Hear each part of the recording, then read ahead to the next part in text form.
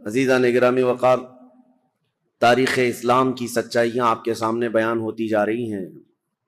خلافت راشدہ کا دور ختم ہوا 40 ہجری میں، چونکہ نبی مکرم مخبر صادق رسول اکرم صلی اللہ تعالی علیہ وسلم کا فرمان علی شان بھی تھا، الخلافت بعدی 30 ثم الملوک، میرے بعد خلافت 30 سال رہے گی، پھر بادشاہت آ جائے گی۔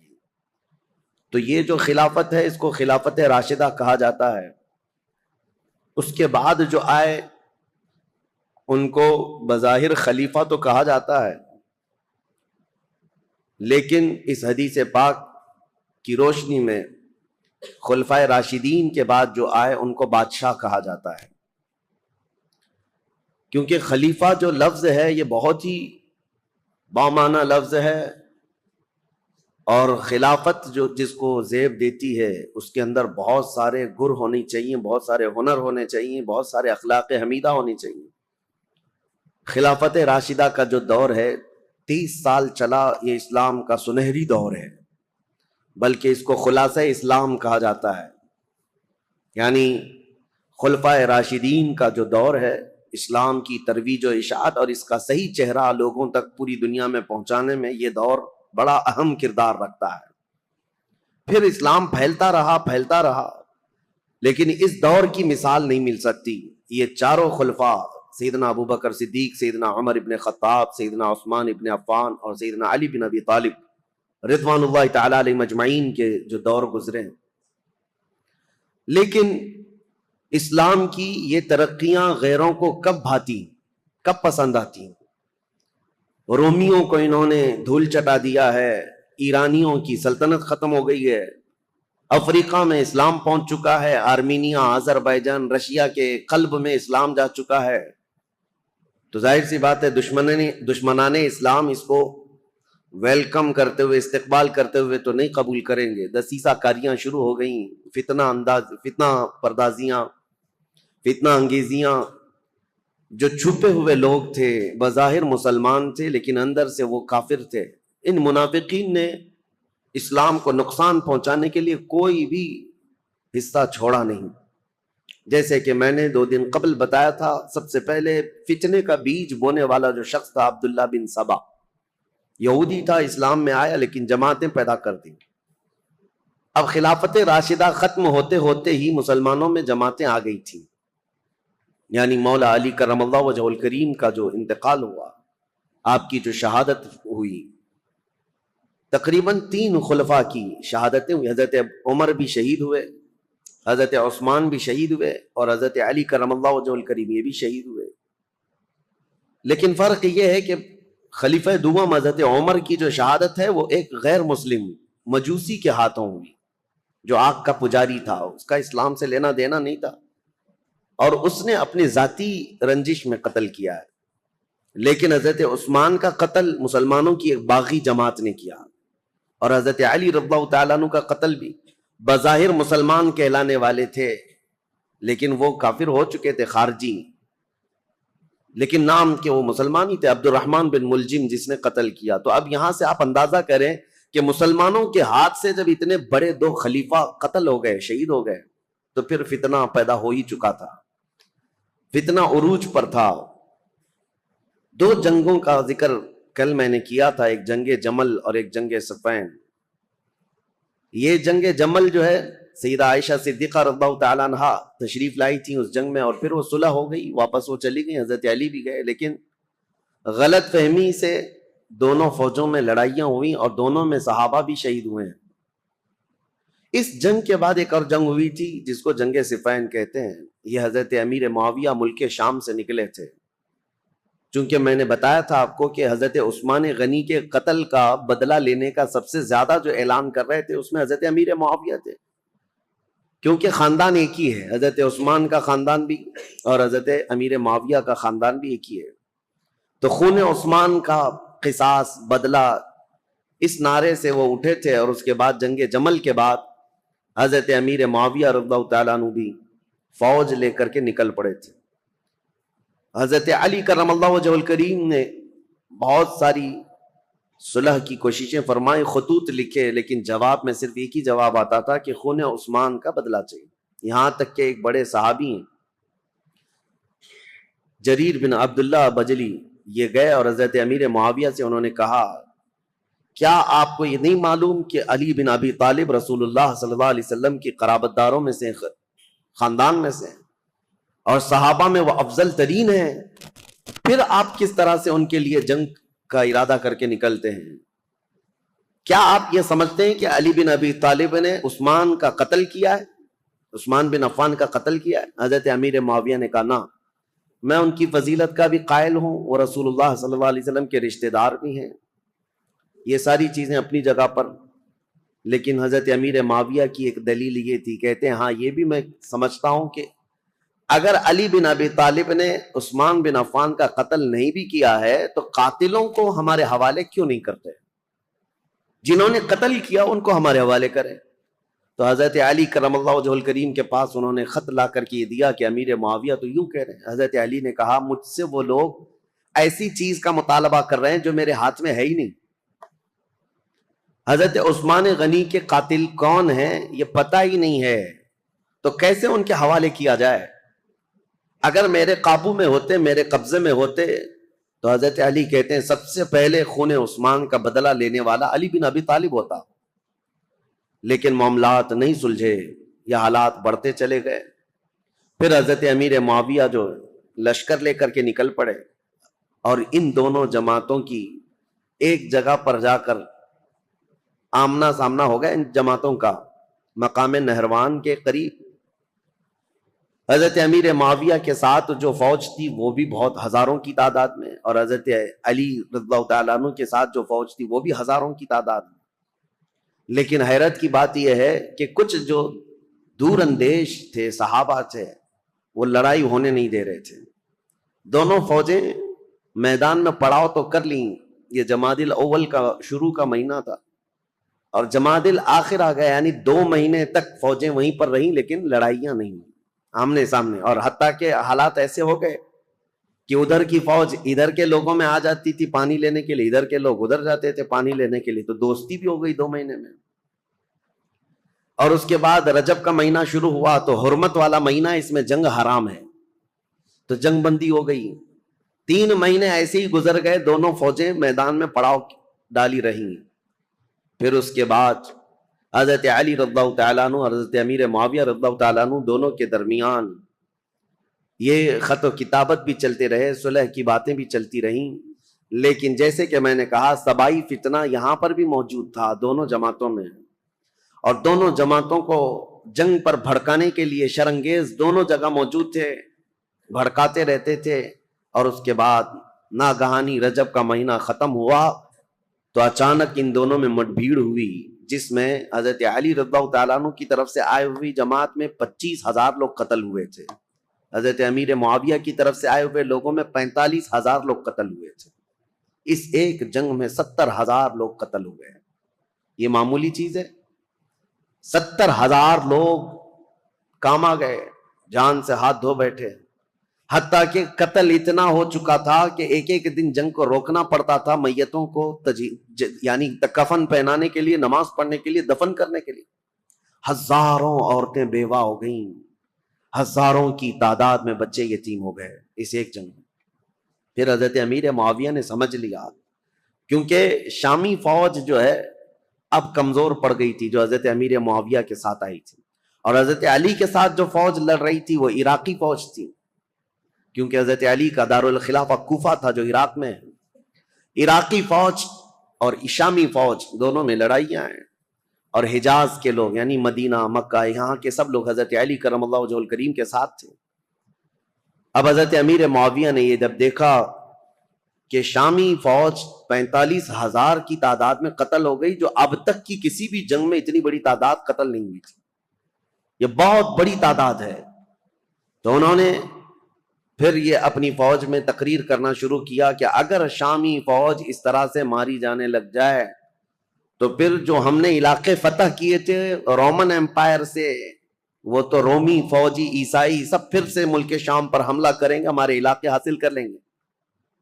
اور پھر حضرت امیر معاویہ نے عراقی فوج کو بھی بتایا کہ اے عراق کے رہنے والوں، تمہارے بھی 25,000 قتل ہو گئے، اسی طرح سے اگر تمہارا بھی قتل جاری رہا اور یہ جنگ جاری رہی تو جو تم نے علاقے فتح کیے پرشین امپائر سے، یعنی ایران کی جو پہلی کی حکومت تھی کسرا کی، اس سے جو علاقے تم نے فتح کیے، یہ پرشین امپائر کے لوگ جو پجاری ہیں آگ کے، وہ دوبارہ عراق کو حاصل کر لیں گے اور تمہارے پاس اپنے آپ کو بچانے کے لیے لوگ نہیں رہیں گے۔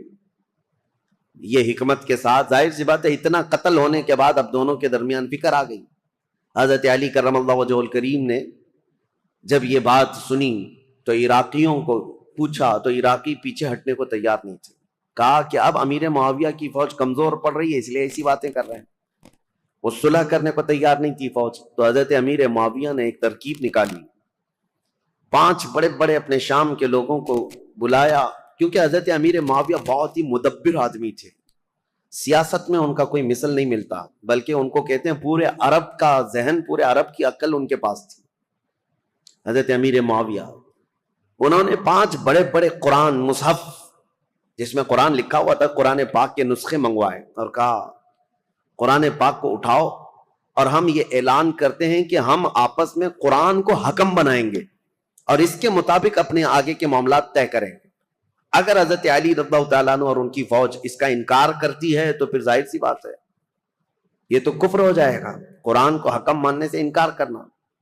تو حضرت امیر معاویہ کی یہ ترکیب تھی، 5 بڑے بڑے قرآن اٹھا کر کے وہ لائے اور پیچھے اور بھی سینکڑوں لوگ قرآن سر پہ اٹھا کر کے لے آئے اور اعلان کیا عراقی فوج کے سامنے، حضرت علی کے سامنے، کہ یہ ہم لوگ جنگ بندی چاہتے ہیں اور قرآن جو ہے اس کو ہم حکم بنانا چاہتے ہیں اور اس کے مطابق ہم آگے کام کریں۔ حضرت علی اگر انکار کرتے تو ان کی فوج میں ہی لوگ آپ کے باغی ہو جاتے ہیں کہ آپ نے تو قرآن کا انکار کر دیا۔ تو حضرت علی رضی اللہ تعالیٰ عنہ یہ سیاست سمجھ گئے، آپ نے فرمایا ہم نے جو جنگ کی ہے وہ اسی لیے کہ تم قرآن کے پابند بن جاؤ، اسی لیے تو ہم تلوار اٹھائے، اور آج اگر آپ کو یہ بات لگ رہی ہے کہ قرآن کو حکم بنایا جائے تو اس کے سب سے پہلے پیروکار ہم ہوں گے۔ پھر دونوں کی جانب سے یہ بات طے پائی کہ ایک ایک صحابی کو حکم بنایا جائے اور قرآن اور حدیث رسول کے مطابق وہ فیصلہ کرے۔ تو حضرت امیر معاویہ نے اپنے مشیر خاص، یعنی ان کے بہت قریبی تھے، عمرو بن عاص رضی اللہ تعالیٰ، صحابی ہیں جنہوں نے مصر فتح کیا، وہ حضرت امیر معاویہ کے قریبی تھے، حضرت امیر معاویہ نے ان کو حکم بنا دیا۔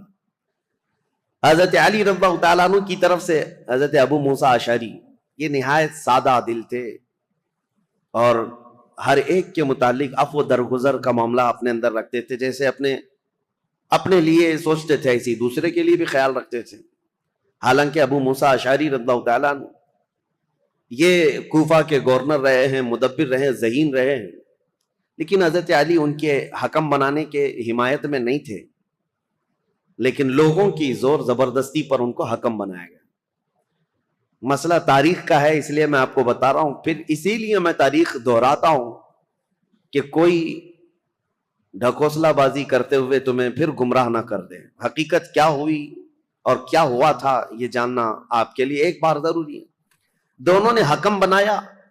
حضرت عمرو بن عاص یہ ہمیشہ اپنے تدبر اور تفکر کو کام میں لاتے، اور جب بھی حضرت ابو موسیٰ اشعری آتے تو ان کا نہایت شاندار استقبال اور تعظیم و تکریم کرتے اور کہتے ابو موسیٰ اشعری آپ مجھ سے رتبے میں بڑے ہیں، آپ رسول اللہ کے صحابی ہیں، آپ سے پہلے میں ہو ہی نہیں سکتا۔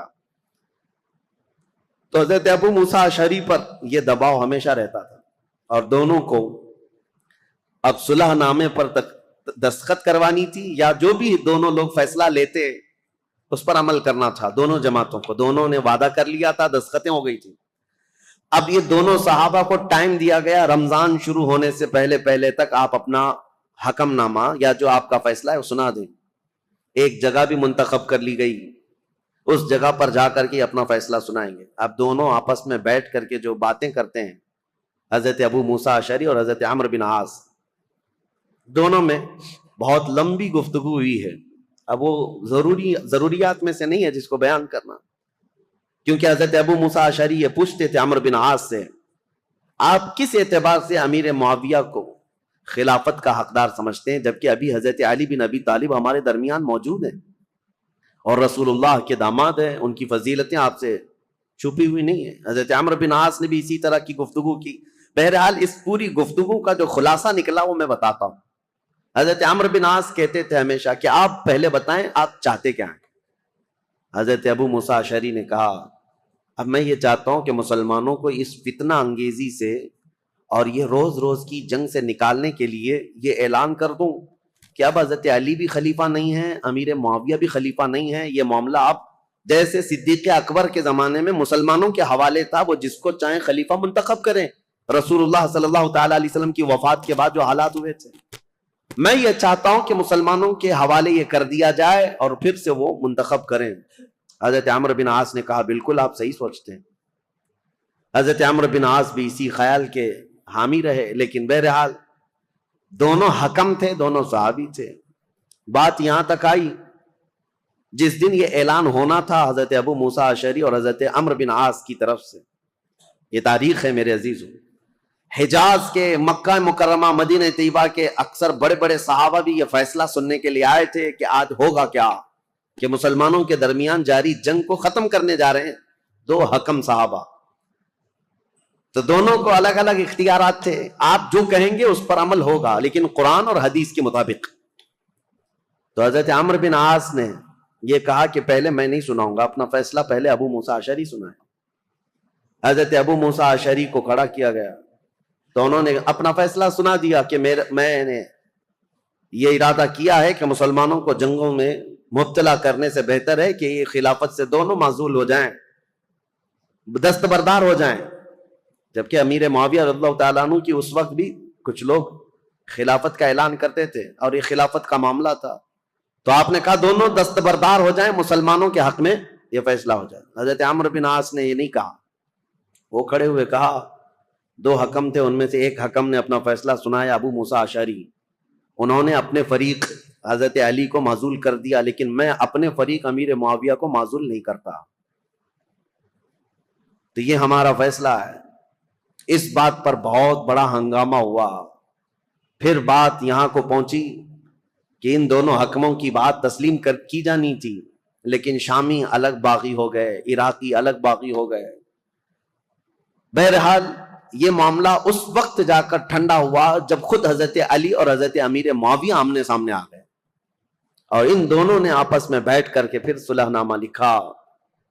حضرت علی کرم اللہ وجہ الکریم اپنی باقی ماندہ فوج کو لے کر عراق تشریف لائے، کوفہ، اور حضرت امیر معاویہ کو ملک شام بھیج دیا گیا۔ یہ معاملات جو ہوئے 37 ہجری میں، یعنی حضرت علی رضی اللہ تعالیٰ عنہ کی خلافت قائم ہو چکی تھی 35 ہجری میں، 37 ہجری میں یہ سب حالات ہوئے۔ پھر حضرت علی کرم اللہ وجہ الکریم کوفہ تشریف لے گئے، 40 ہجری میں حضرت علی کا انتقال ہو گیا۔ کل یہاں تک کے حالات میں آپ کے سامنے بیان کر چکا تھا، چونکہ یہ جنگ صفین کے بارے میں کل مختصراً عرض کیا تھا، آج میں نے اس کو ڈیٹیل میں آپ کے سامنے رکھ دیا۔ دونوں جنگیں، اس میں مسلمانوں کا بڑا خسارہ ہوا ہے، جنگ جمل ہو کہ جنگ صفین ہو، دونوں جنگوں میں مسلمان شہید ہوئے۔ لیکن جانتے ہو ان جنگوں کے بارے میں تمہارا موقف کیا ہے، ہمارا موقف کیا ہے، شیعہ لوگوں کا موقف کیا ہے، یہ اپنی جگہ پر، خود مولا علی کرم اللہ وجہ الکریم کا موقف کیا ہے یہ ہم دیکھتے ہیں۔ جنگ صفین میں جو قتل ہو کر کے گرے ہوئی تھی لاشیں، جنگ کے بعد حضرت علی رضی اللہ تعالیٰ عنہ میدان سے گزرتے، یہ بھی حدیث موجود ہے، روایت موجود ہے، ابن عساکر کی روایت۔ حضرت علی رضی اللہ تعالیٰ عنہ میدان سے گزرتے تھے، اور جب اپنی فوج کے جو مقتول تھے، شہید تھے، ان کو دیکھتے اور کہتے یہ جنتی لوگ ہیں جو شہید ہو گئے۔ اور پھر ادھر کی جماعت کے جو لوگ قتل ہوئے تھے ان کی لاشوں کے پاس جاتے، حضرت علی کہتے یہ جو جتنے قتل ہوئے جنتی لوگ ہیں۔ میرے عزیزو، دونوں کے متعلق یہ بات کہنا، یہ آپ کو سمجھنا چاہیے کہ جس امام کے سامنے یہ معاملات درپیش تھے، انہوں نے خود کہا کہ دونوں طرف مسلمان ہیں، اور جو تلواریں اٹھی ہیں وہ غلط فہمی کی وجہ سے اٹھی ہیں یا کسی فتین کی فتنہ انگیزی کی وجہ سے اٹھی ہیں، ان کی اجتہادی خطا ہے۔ لیکن بعد کے آنے والے اکابر علماء اور اکابر ائمہ اکرام جتنے بھی ہیں، سبوں نے یہی کہا ہے، جنگ میں دونوں طرف صحابہ تھے لیکن حق پر علی بن ابی طالب تھے۔ سیدنا مولا علی کرم اللہ وجہ الکریم تھے.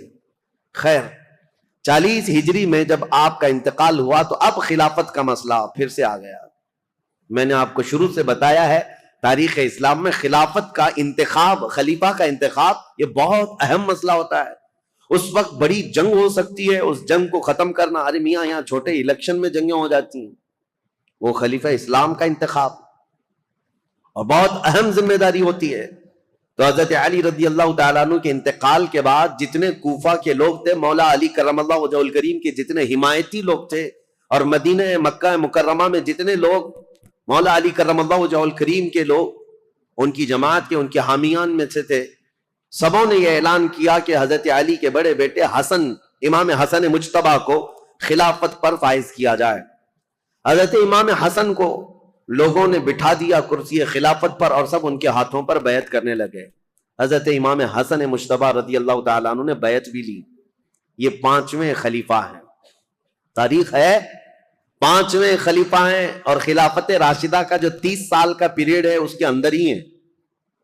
ابھی 6 مہینے باقی ہیں خلافت راشدہ کے. 30 سال حضور نے فرمایا نا، یہ سارے 29 سال ہوئے تھے حضرت ابوبکر صدیق سے لے کر حضرت علی تک. جب حضرت علی کا انتقال ہوا 29.5 سال ہوئے تھے. اور اسی کے بعد حضرت امام حسن نے بھی اعلان کیا، اور ادھر ملک شام میں دمشق میں حضرت امیر معاویہ نے اپنی خلافت کا اعلان کیا. اور شام کے جتنے لوگ تھے وہ سب کے سب حضرت امیر معاویہ کے ہاتھ پر بیعت کر لی. اب یہ خلافت کا تنازع یعنی بیک وقت 2 خلیفہ کا اعلان یہ سب سے پہلے خلافت راشدہ کے بعد ہوا. حضرت علی کے زمانے میں کبھی بھی حضرت امیر معاویہ نے اپنے خلیفہ ہونے کا اعلان نہیں کیا. یہ کہتے رہے کہ خلافت کے حقدار ہم بھی ہیں، لیکن خلیفہ ہونے کا عام اعلان کبھی نہیں کیا.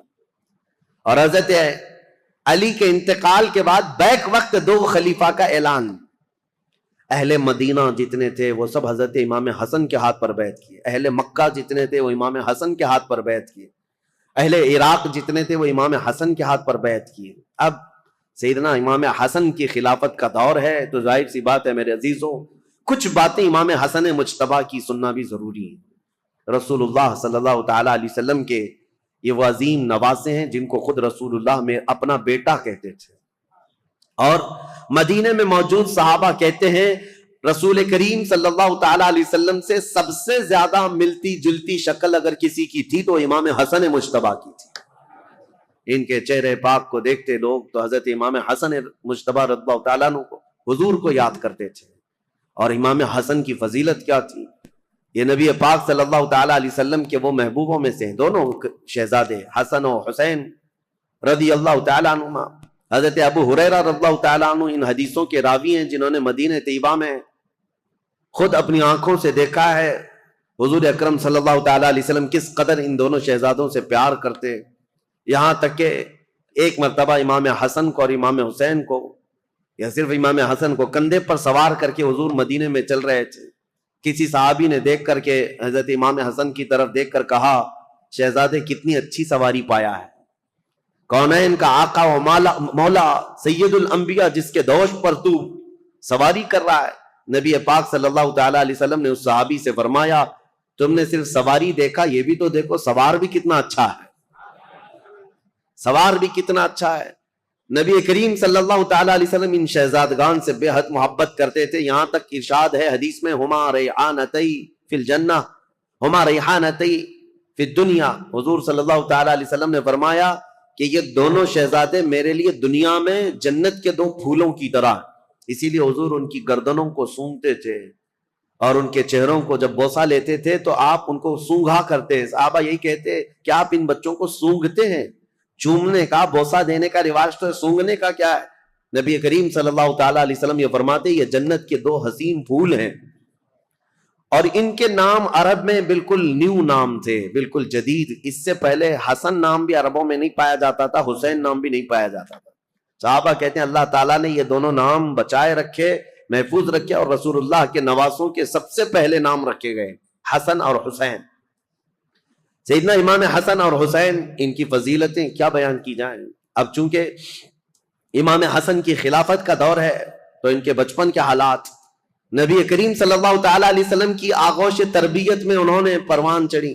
پایا ہے تو اس سے بہتر اور کیا چیز بیان کی جائے، جن کو نبی کریم صلی اللہ تعالیٰ علیہ وسلم نے اپنے ہاتھوں سے کھلایا ہو، اپنے ہاتھوں سے سلایا ہو، اپنے ہاتھوں سے پہنایا ہو، اور جب حضور نماز میں چلے جائیں تو یہ بچے حضور پر سوار ہو جائیں۔ اس قدر حسین اور خوش نما ماحول میں انہوں نے تربیت پائی ہے مدینہ طیبہ میں۔ نبی کریم صلی اللہ تعالیٰ علیہ وسلم کی آغوش محبت میں پروان چڑھنے والے یہ جوانوں کی فضیلتیں بیان سے باہر ہیں۔ حضور نے فرمایا میرے یہ دونوں بچے جنتی جوانوں کے سردار ہیں۔ اور حضور اکرم صلی اللہ تعالیٰ علیہ وسلم نے خاص امام حسن کے لیے جو ایک بات فرمائی، چونکہ خلافت امام حسن کی بات چل رہی ہے۔ ایک بار رسول پاک صلی اللہ علیہ وسلم خطبہ دے رہے تھے ممبر پر کھڑے تھے، تو امام حسن ایک پاؤں کو پکڑے ہوئے تھے حضور صلی اللہ علیہ وسلم کی، حضور کے قدم مبارک کو پکڑے ہوئے تھے۔ جب حضور ممبر پر خطبہ دے رہے، نبی کریم صلی اللہ تعالیٰ علیہ وسلم نے خطبہ دیتے دیتے لوگوں کو یہ ارشاد فرمایا، لوگوں اس بچے کو پہچانو، ایک دور آئے گا میرا یہ بچہ سردار ہوگا اور میری امت کی دو بڑی جماعتوں میں صلح کر آئے گا۔ حضور صلی اللہ تعالیٰ علیہ وسلم کا فرمان کب؟ جب امام حسن کی عمر بہت چھوٹی سی تھی، بچپن میں رسول پاک صلی اللہ تعالیٰ علیہ وسلم کا قدم پاک پکڑ کر بیٹھے ہوں خطبے کے دوران، اس وقت رسول اللہ نے یہ بشارت دی تھی کہ میرا یہ بیٹا سردار ہوگا اور دو بڑی جماعتوں میں صلح کرائے گا۔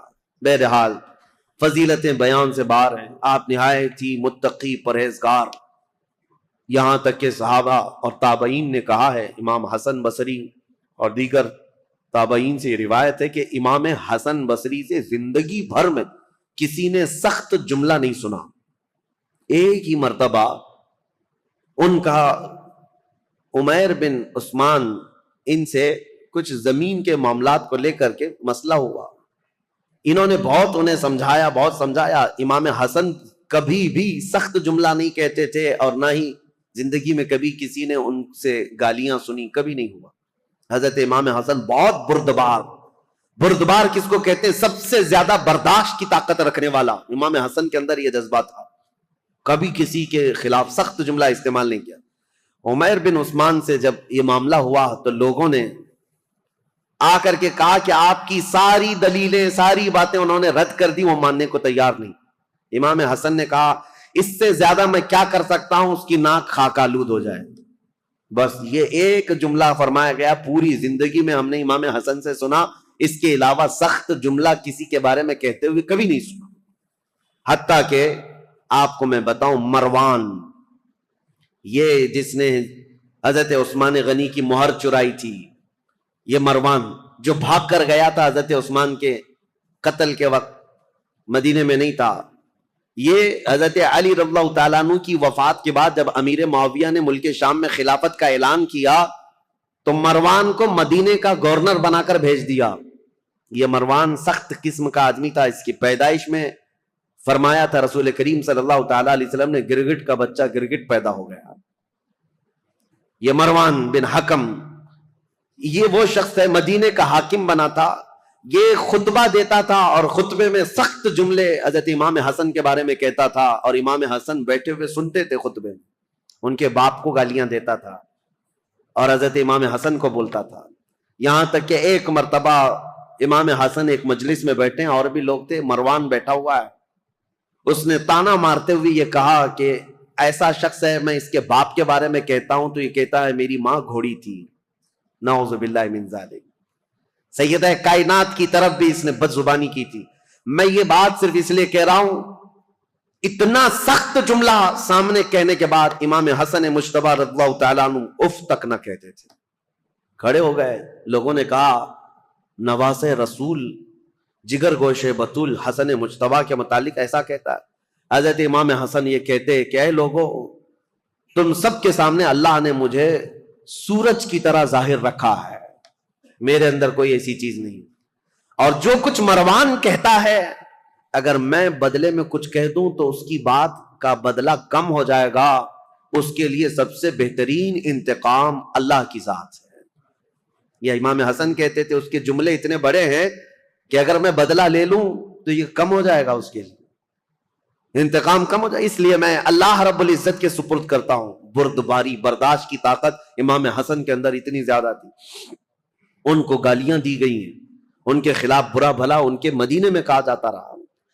بہرحال امام حسن رضی اللہ تعالیٰ عنہ نے جیسے ہی خلافت کا اعلان کیا، حضرت امیر معاویہ نے بھی خلافت کا اعلان کیا تھا، تو انہوں نے پھر سے فوج کشی کا ارادہ کر لیا کہ ایک وقت دو خلیفہ کا اعلان مسلمانوں میں انتشار پیدا کر دے گا۔ امیر معاویہ نے ملک شام کی جتنی فوج تھی وہ جمع کی اور کہا حسن بن ابی طالب سے کہہ دو، کیونکہ امیر معاویہ 22 سال سے گورنر تھے ملک شام کے اور خلافت کا اعلان کیا تھا، بہت سارے لوگوں نے وہاں ان کی بیعت کو مان بھی لیا تھا۔ اب حضرت امیر معاویہ رضی اللہ تعالیٰ عنہ اپنی خلافت کے متعلق سب سے بیعت بھی لے رہے تھے، تو امام حسن کے ساتھ جنگ ہونے والی تھی، جیسے جنگ جمل ہوئی، جنگ صفین ہوئی، اور حضرت امام حسن جانتے تھے کتنے مسلمانوں کا قتل وہ دو جنگوں میں ہوا۔ ایک جنگ میں 12,000 اور دوسری جنگ میں 70,000 قتل ہوئے تھے۔ اب یہ خلافت کے چکر میں تیسری جنگ ہو سکتی تھی۔ امام حسن مجتبی رضی اللہ تعالیٰ عنہ کوفہ والوں کو جمع کرتے ہیں اور پوچھتے ہیں تمہارا کیا خیال ہے؟ سارے جمع ہوئے اور کہا علی بن ابی طالب کے بعد سب سے افضل جماعت میں آپ ہیں، اور خلافت کا حق صرف اہل بیت کو ہونا چاہیے۔ یہ ساری باتیں کوفہ والوں کی تھی، انہوں نے حضرت امام حسن سے کہا، تو حضرت امام حسن نے کہا چلو میرے ساتھ، امیر معاویہ ملک شام سے نکلے ہوئے، ہم کسی جگہ آمنے سامنے ہونے والے ہیں۔ کوفہ والے بھی نکلے امام حسن کے ساتھ، اور ملک شام سے امیر معاویہ کے ساتھ بھی ایک فوج۔ لیکن جس جگہ ان دونوں فوجوں کا آمنا سامنا ہوا، امام حسن جنگ کی نیت سے نہیں آئے تھے، سیدھے حضرت امیر معاویہ کے پاس گئے، کہا پچھلی جنگوں کے تلخ تجربے میرے سامنے ہیں، اس کے کڑوے نتیجے مجھے پتا ہیں، خون بہے گا ہمارے درمیان یا تمہارے درمیان، میں خلافت کا یہ کڑوا مزہ نہیں لینا چاہتا، لہذا میں تم سے کچھ شرائط پر صلح کرنا چاہتا ہوں۔ حضرت امیر معاویہ نے کہا بتائیے آپ، وہ حضور صلی اللہ تعالیٰ علیہ وسلم کے نواسے ہیں، حضرت علی کے بیٹے ہیں۔ امیر معاویہ ایسا نہیں ہے کہ ان کی بے حرمتی کرتے تھے یا توہین کرتے تھے، نہیں، عزت بھی کرتے تھے۔ خلافت کا معاملہ ہے تو حضرت امام حسن نے صلح نامہ لکھوایا، شرائط لکھوائے۔ اس میں پہلی یہ تھی کہ امیر معاویہ کے انتقال کے بعد خلافت پھر امام حسن کے پاس آ جائے گی۔ دوسری یہ تھی کہ جو علاقے مدینے کے، مکہ کے جو لوگ حضرت علی کرم اللہ تعالی وجہ الکریم کے حامی ہیں، ان سے کوئی سختی نہیں کی جائے گی، باز پرس نہیں کیا جائے گا، یا جو جنگوں میں تمہارے سامنے آ چکے تھے ان سے کوئی بدلہ نہیں لیا جائے گا، کیونکہ اب آپ خلیفہ بن رہے ہیں، آپ کے خلاف جو جنگیں ہوئی ہیں اس زمانے میں، اب ان کو پکڑ پکڑ کر کے مارا جائے یا ان کو قید کیا جائے، یہ نہیں ہوگا۔ یہ سب شرطوں میں حضرت امام حسن نے لکھوایا اور کہا کہ اہل حجاز، مکہ مدینے والوں کا اور اہل بیت کا خاص خیال کیا جائے۔ حضرت امیر معاویہ نے ان تمام شرائط کو قبول کر لیا، سب منظور ہے۔ پھر ہر سال 1,00,000 دینار امام حسن مجتبی رضی اللہ تعالیٰ عنہ کو نظر کیے جانے پر یہ صلح منظور ہوئی۔ حضرت امیر معاویہ واپس چلے گئے اور امام حسن بھی اپنی فوج کو لے کر واپس آئے، اور کوفہ میں آپ نے منبر پر کھڑے ہو کر کے اعلان کیا کہ اے لوگوں، میں اس خلافت سے دستبردار ہو گیا جس کے لیے مسلمانوں کا خون بہتا جا رہا ہے، میں نے معاویہ بن ابی سفیان کے حوالے اس خلافت کا ذمہ دے دیا ہے۔ یہ اعلان کرنے کے بعد اب پورے خطہ اسلام میں ایک ہی خلیفہ تھا، وہ امیر معاویہ کی ذات۔ امام حسن 6 مہینے تک خلیفہ رہے اور 6 مہینے کے بعد دستبردار ہو گئے۔ اس اعتبار سے خلفائے راشدین میں حضرت امام حسن کا بھی نام آتا ہے۔ وہ 6 مہینے جو بچے تھے وہ خلافت راشدہ کے، اس میں امام حسن نے خلافت کی۔ لیکن ظاہر سی بات ہے کچھ لوگ چڑھاتے ہیں، کچھ لوگ اتارتے ہیں، یہ ہر زمانے میں رہتے ہیں۔ حضرت حسن کے بہت سارے لوگ مخالف ہو گئے کوفہ میں ہی، کہا ہم تو آپ کے لیے جان لٹانے والے تھے، ہم تو آپ کے لیے گردنیں لٹانے والے تھے، آپ نے تو جا کر اس سے صلح کر لی، ہم آپ کی صلح کو نہیں مانتے، آپ کو خلیفہ ہونا چاہیے تھا۔ زور زبردستی حضرت امام حسن نے کہا میں نے خلافت کے سارے دور دیکھے ہیں، صدیق اکبر سے لے کر میرے باپ علی بن ابی طالب تک جو معاملات ہوتے رہے، لیکن اب وہ زمانہ نہیں رہا جس میں اکابر صحابہ تھے، بدر میں شریک، احد میں شریک، فتح مکہ میں، وہ صحابہ کی تعداد کم ہو گئی ہے۔ اے لوگوں، اب خلافت نہیں، اب ملوکیت آ گئی، اب بادشاہت آ گئی ہے، اور میں نہیں چاہتا کہ یہ بادشاہت کا دھبا آل رسول کے دامن میں بھی آئے۔ یہ حضرت امام حسن کا اعلان تھا۔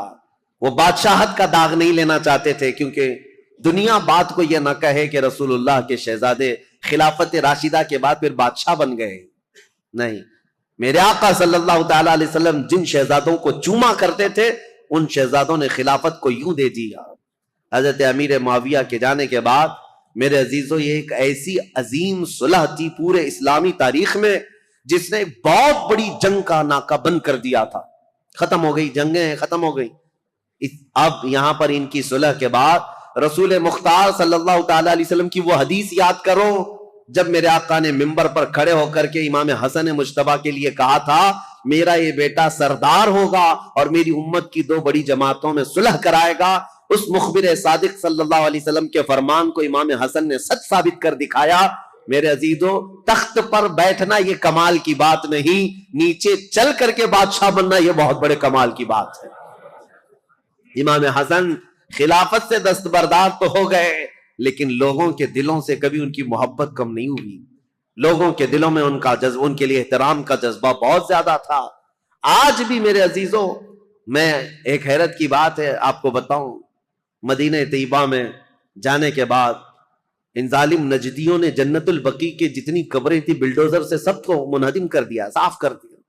پہلے سب کی قبریں تھی، سیدہ کائنات فاطمۃ الزہرا کی، سیدنا امام حسن کی، وہیں پر مدینہ طیبہ میں، اور امام باقر، امام زین العابدین، یہ وہاں پر ہیں، اور کئی ازواج، ساری ازواج مطہرات حضور کی، 2 بیویوں کو چھوڑ کر، اور حضور صلی اللہ تعالی علیہ وسلم کے کثیر صحابہ، عثمان ابن عفان، سب وہاں جنت البقیع میں سب کو بلڈوزر سے ختم کر دیا۔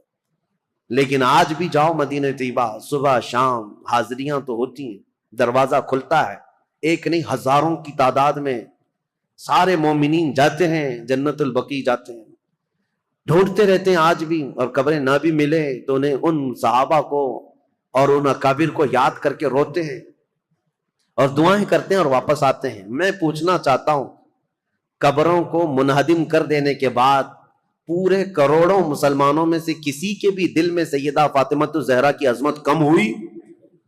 کیا امام حسن مجتبیٰ کی قبر کو ڈھا دینے کے بعد ان کی عظمت کسی کے سینے میں کم ہوئی؟ ان ظالموں کو یہ خبر نہیں، ان کے مقامات و مراتب صرف قبروں سے نہیں ہے، اللہ جسے مقام دیتا ہے وہ صبح قیامت تک عطا کرتا ہے۔ یہ ہمارے دلوں میں ان کی عظمت ہے۔ سیدنا امام حسن مجتبیٰ رضی اللہ تعالیٰ عنہ نے خلافت امیر معاویہ کے حوالے کر دیا۔ چونکہ ہمارا موضوع جو چل رہا ہے وہ تاریخ اسلام ہے، تو تاریخ کو لے کر کے چلنا ہے مجھے کربلا تک۔ کربلا کے واقعات کیسے پیش آئے اب آپ کا ذہن بن گیا ہوگا۔ جب حضرت عثمان کے زمانے سے اتنے معاملات چل رہے تھے تو پھر کربلا آنے تک کے معاملات کیا کیا ہوئے ہوں گے، اب آپ کا ذہن خود ہی فیصلہ کرے گا کیا کیا ہوئے ہوں گے۔ ٹھیک ہے، حضرت امیر معاویہ آ گئے، والی شام ہی نہیں بلکہ پوری خلافت اسلامیہ کے آپ امیر بن گئے۔ اب ظاہر سی بات ہے، امیر معاویہ 40 ہجری میں خلیفہ بنے تو ان کا زمانہ خلافت جو ہے 60 سال تک رہا ہے، یعنی تقریباً 60 ہجری تک رہا ہے، 20 سال آپ نے خلافت کی ہے۔ تو اب ان کی بھی کچھ سیرت آپ کے سامنے رکھنا ضروری ہے۔ کون ہے امیر معاویہ؟ کون ہے یہ جو اب 20 سال خلافت کیا؟ خلفائے راشدین کے بعد سب سے لمبا دور ان کو ملا ہے، اور 22 سال پہلے گورنر رہے۔ کل 42 سال انہوں نے ملک شام کی رسی پکڑی ہے، باغ ڈور سنبھالا ہے۔ تو 42 سال تک مسلمانوں پر حکمرانی کرنے والے یہ امیر معاویہ کون ہیں؟ ان کی تاریخ بھی ضروری ہے۔ لیکن ان کی تاریخ سے پہلے میں امام حسن مجتبیٰ رضی اللہ تعالیٰ عنہ کی خلافت کا دور تو ختم ہوا، لیکن آپ کی زندگی پاک موجود تھی۔ 3 سال تک اور بھی آپ رہے خلافت ختم ہونے کے بعد بھی، اور اس کے بعد حضرت امام حسن کوفہ میں نہیں مدینہ طیبہ میں رہنے لگ گئے۔ مدینہ طیبہ میں ایک آپ کی عادتیں ہیں، آپ کی خصلتیں بہت ساری اہم ہیں، اس میں تو ایک چیز یہ آپ کثرت سے آپ نے شادیاں کی ہیں اور طلاق بھی دی ہیں۔ اس کی ایک وجہ یہ بتائی جاتی تھی کہ لوگ، حضرت علی جو ہے اعلان کرتے بھی تھے ممبر پر کہ اے لوگوں، کوفہ کے لوگوں، میرے بیٹے حسن کو اپنی بیٹیاں مت دینا، یہ طلاق دے دیتا ہے۔ اس کے باوجود لوگ قبیلہ در قبیلہ آ کر کہتے ہم تو اپنی بیٹیاں دیں گے. وجہ یہ ہے کہ لوگ اپنی بیٹیوں کا رشتہ رسول اللہ کے خاندان سے جوڑنا چاہتے تھے کہ نسبت حاصل ہو جائے. اور حضرت امام حسن مجتبی رضی اللہ تعالیٰ عنہ نے صرف نسبت دینے کے لیے شادیاں فرمائیں. اخیر زمانے میں جب آپ مدینہ طیبہ میں تھے تو سیدنا حسن ابن علی بن ابی طالب رضی اللہ تعالیٰ عنہ کو زہر دیا گیا. پہلے آپ کو دودھ میں کوئی زہر دیا گیا، اور یہ تاریخ میں آپ کو بتاؤں، جیسے ہی آپ کو زہر دیا گیا رات کو ایسا تڑپتے تھے پوری، اور آپ کو جب بے چینی ہوتی، بے قراری ہوتی تو حکیم کو نہیں بلاتے تھے، دوڑ کر کے روضہ رسول کے پاس آتے تھے. نبی کریم صلی اللہ تعالی علیہ وسلم کے روضے کو پکڑ کر کے لپٹ جاتے تھے، اور تھوڑی دیر کے بعد حضرت امام حسن کے منہ سے وہ زہر نکل جاتا یا قے ہو جاتی، اور آپ کو آرام مل جاتا اور آپ آتے. ایک بار ہوا، دو بار ہوا، دوسری مرتبہ بھی زہر دیا گیا. اب اس کے بعد پھر آپ روضہ رسول پر آتے تھے اور اللہ کے حبیب صلی اللہ تعالی علیہ وسلم سے استغاثہ کرتے. لوگ آج ہم سے یہ سوال کرتے ہیں کہ حضور کے انتقال کے بعد، وفات کے بعد مانگنا حرام ہے. ان کے نواسے زہر پینے کے بعد خود رسول اللہ کی بارگاہ میں حاضر ہوتے اور شفا کی امید سے جاتے کہ اگر میرے مصطفیٰ دعا کر دیں تو اللہ تعالیٰ شفا عطا فرمائے گا. اور یہی حسن مجتبی کا عقیدہ ہے جو بریلی کے امام نے دیا تھا. کیا ہے بریلی کے امام نے یہ ہمیں بتایا تھا، شافی و نافی ہو تم، وافی و کافی ہو تم، درد کو کر دو دوا تم پہ کروڑوں درود. حضرت حسن مجتبی رضی اللہ تعالیٰ عنہ کو تیسری مرتبہ شربت میں ہیرے کی انی کاٹ کر کے، ٹکڑے کر کے، ہیرا جو ہوتا ہے اس کا جو برادہ ہوتا ہے پاؤڈر، یہ شربت میں ملا کر حضرت امام حسن کو پلایا گیا تھا. اور جیسے ہی یہ پلایا گیا حضرت امام حسن رضی اللہ تعالیٰ عنہ کے پیٹ میں اتنی سخت تکلیف ہوئی کہ پوری انتڑیاں کٹ کٹ کر کے آپ کے منہ سے باہر آ گئی. ہیرا اگر کٹا ہوا ہیرا اگر کسی کے پیٹ میں چلا جائے تو وہ پوری انتڑیوں کو اور کلیجے کو سب کو پھاڑ دیتا ہے. حضرت حسن مجتبی رضی اللہ تعالیٰ عنہ کو ہیرے کی انی کاٹ کر کے شربت میں ملا کر پلایا گیا، اور انتڑیاں کٹ کر کے جب باہر آتی تھیں اس وقت بھی آپ روضہ رسول کے پاس تھے. امام حسین رضی اللہ تعالیٰ عنہ اس وقت آپ کے پاس موجود تھے، اور آپ لپٹ کر کے روتے تھے اور کہتے تھے بھائی جان آپ کو پتا ہے کس نے آپ کو زہر دیا اور کون یہ کام کر رہا ہے؟ اللہ کے لیے اللہ کا واسطہ دیتا ہوں مجھے بتا دے. حضرت امام حسن کیا کہتے اپنے سگے بھائی امام حسین سے؟ کہتے کہ اگر میں بتا دوں جس کے بارے میں مجھے شک ہے، اور اگر وہ نہیں ہوا حقیقت میں، تو بلا وجہ میں کسی ایک شخص کے اوپر تہمت لگانے کے جرم میں قیامت کے دن پکڑا جاؤں گا. اور اگر وہی شخص ہے جس نے مجھے زہر دیا ہے میرے کہنے کے بعد، اگر وہی شخص ہے تو اس کو تو تم قتل کر ڈالو گے. اور شک میں ایک آدمی کا قتل ہمیشہ سر پر بوجھ رہتا ہے، اسی لیے میں یہ معاملہ اللہ کے حوالے کرتا ہوں. بہت سارے لوگوں نے، شیعہ لوگوں نے تو روایتیں ہی بیان کی ان کی بیوی نے زہر دیا تھا. بہرحال روایتیں الگ الگ لائی گئی ہیں، لیکن صحیح روایت سے ثابت نہیں. امام حسن نے کبھی یہ نہیں کہا کس نے زہر دیا، یہاں تک کہ اپنے بھائی امام حسین رضی اللہ تعالیٰ عنہ کو کئی وصیتیں انہوں نے فرمائی، اور ایک وصیت امام حسن کی یہ تھی، سنیے بڑی دردناک بات ہے. اپنے انتقال سے پہلے اپنے بھائی امام حسین سے کہا میرے چھوٹے بھائی میری ایک خواہش ہے، میرا جب انتقال ہو تو ماں عائشہ صدیقہ کے پاس جائیں اور ان سے اجازت لیں ان کے حجرے میں جہاں رسول اللہ صلی اللہ تعالی علیہ وسلم دفن ہے حسن کو بھی جگہ دے دی جائے، میں وہیں دفن ہونا چاہتا ہوں. اور اگر اس مسئلے میں کوئی اختلاف ہو جائے یا کوئی تعرض کرے یا کوئی معاملہ پیش آنے لگ جائے تو پھر تمہارے لیے وصیت ہے کہ میری ماں کے قدموں میں جنت البقیع میں دفن کر دیا جائے. امام حسین کو یہ جب وصیت کی، حضرت ابو ہریرہ بھی وہاں تھے. انتقال ہو گیا، آپ کی جنازہ پڑھی گئی. فرمایا گیا کہ اس دن پورے مدینے میں آپ کے جنازے پر اتنی بھیڑ تھی کہ اگر اوپر سے سوئی گرائی جاتی تو زمین پر نہیں گرتی، اتنے لوگوں کا مجمع تھا. پورا مدینہ بھر گیا تھا، بے اختیار لوگوں کی چیخیں نکلی تھی مدینہ طیبہ میں، کیونکہ امام حسن کو مدینہ طیبہ میں بچپن سے لوگوں نے دیکھا تھا. اب حضرت امام حسین سیدہ عائشہ صدیقہ کے گھر آئے. ام المومنین اس وقت باحیات تھیں. سیدہ عائشہ صدیقہ رضی اللہ تعالیٰ عنہا سے آ کر کے کہا کہ میرے بھائی کی خواہش تھی کہ رسول اللہ صلی اللہ تعالیٰ علیہ وسلم کے حجرے میں دفن ہو جائیں. حضرت عائشہ صدیقہ نے اجازت دی تھی, میری طرف سے اجازت ہے, جاؤ. رسول اللہ صلی اللہ علیہ وسلم ان سے بے حد پیار کرتے تھے, بہت محبت کرتے تھے. اگر وہ رسول اللہ کے پہلو میں رہیں گے تو یہ ان کا حق ہے. امام حسن کے لیے ماں عائشہ صدیقہ نے اجازت دے دی. اور جب امام حسین آئے تو مدینے کا جو گورنر تھا مروان, جس کو گورنری دی گئی تھی, والی مدینہ بنا تھا, حاکم تھا, یہ آیا اور تلوار نکال کر کھڑا ہو گیا. کہا کہ جب یہاں پر عثمان بن عفان نہیں دفن ہوئے تو پھر میں علی کے بیٹے کو بھی یہاں دفن ہونے نہیں دے سکتا. تلوار نکل گئے. حضرت امام حسین نے بھی تلوار نکالی تھی اس وقت کہ نہیں, طاقت کے زور پر ہی صحیح میرے بھائی حسن کا یہ حق ہے, وہ رسول اللہ کے قدموں میں دفن ہوں گے.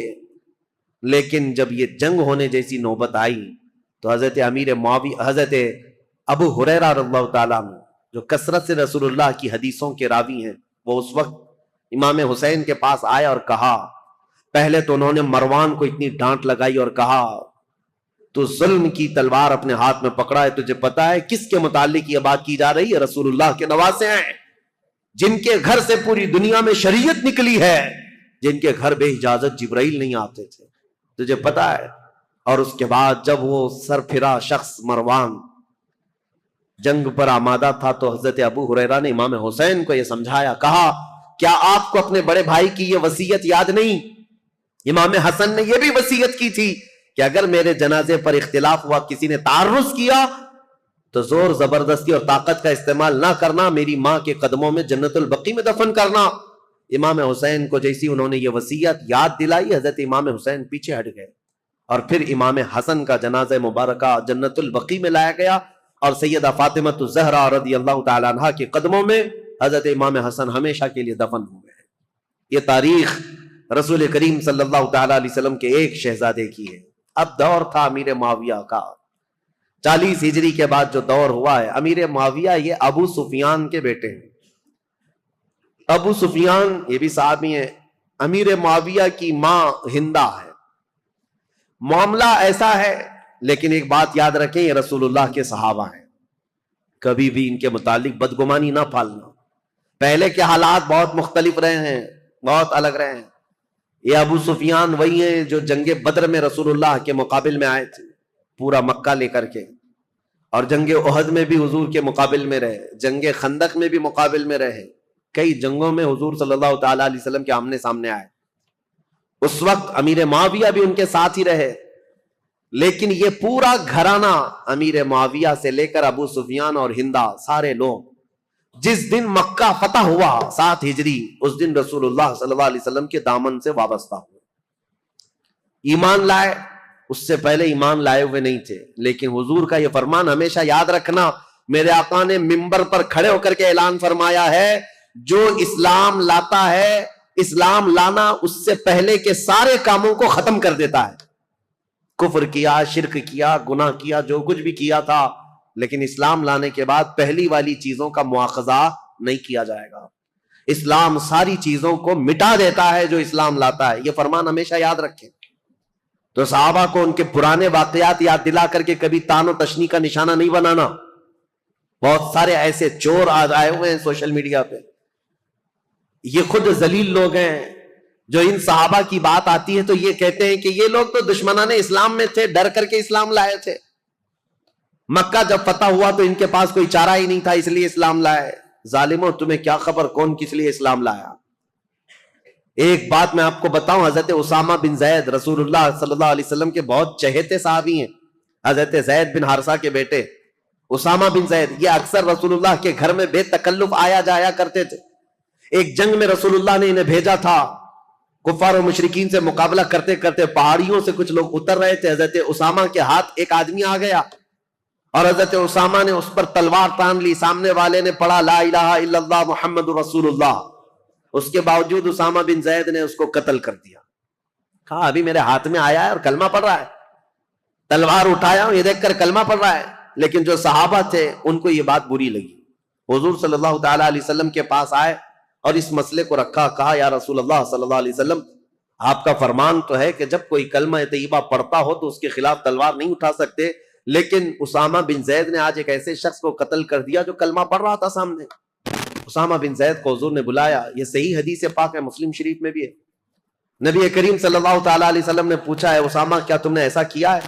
اسامہ بن زید نے کہا یا رسول اللہ وہ تو ڈر کے مارے کلمہ پڑھ رہا تھا، میں نے جب تلوار اٹھائی تب وہ کلمہ پڑھ رہا تھا۔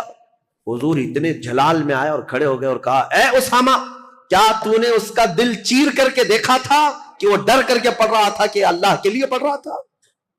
زندگی بھر حضرت اسامہ بن زید کو اس بات کی شرمندگی تھی، قلق تھا، ملال تھا۔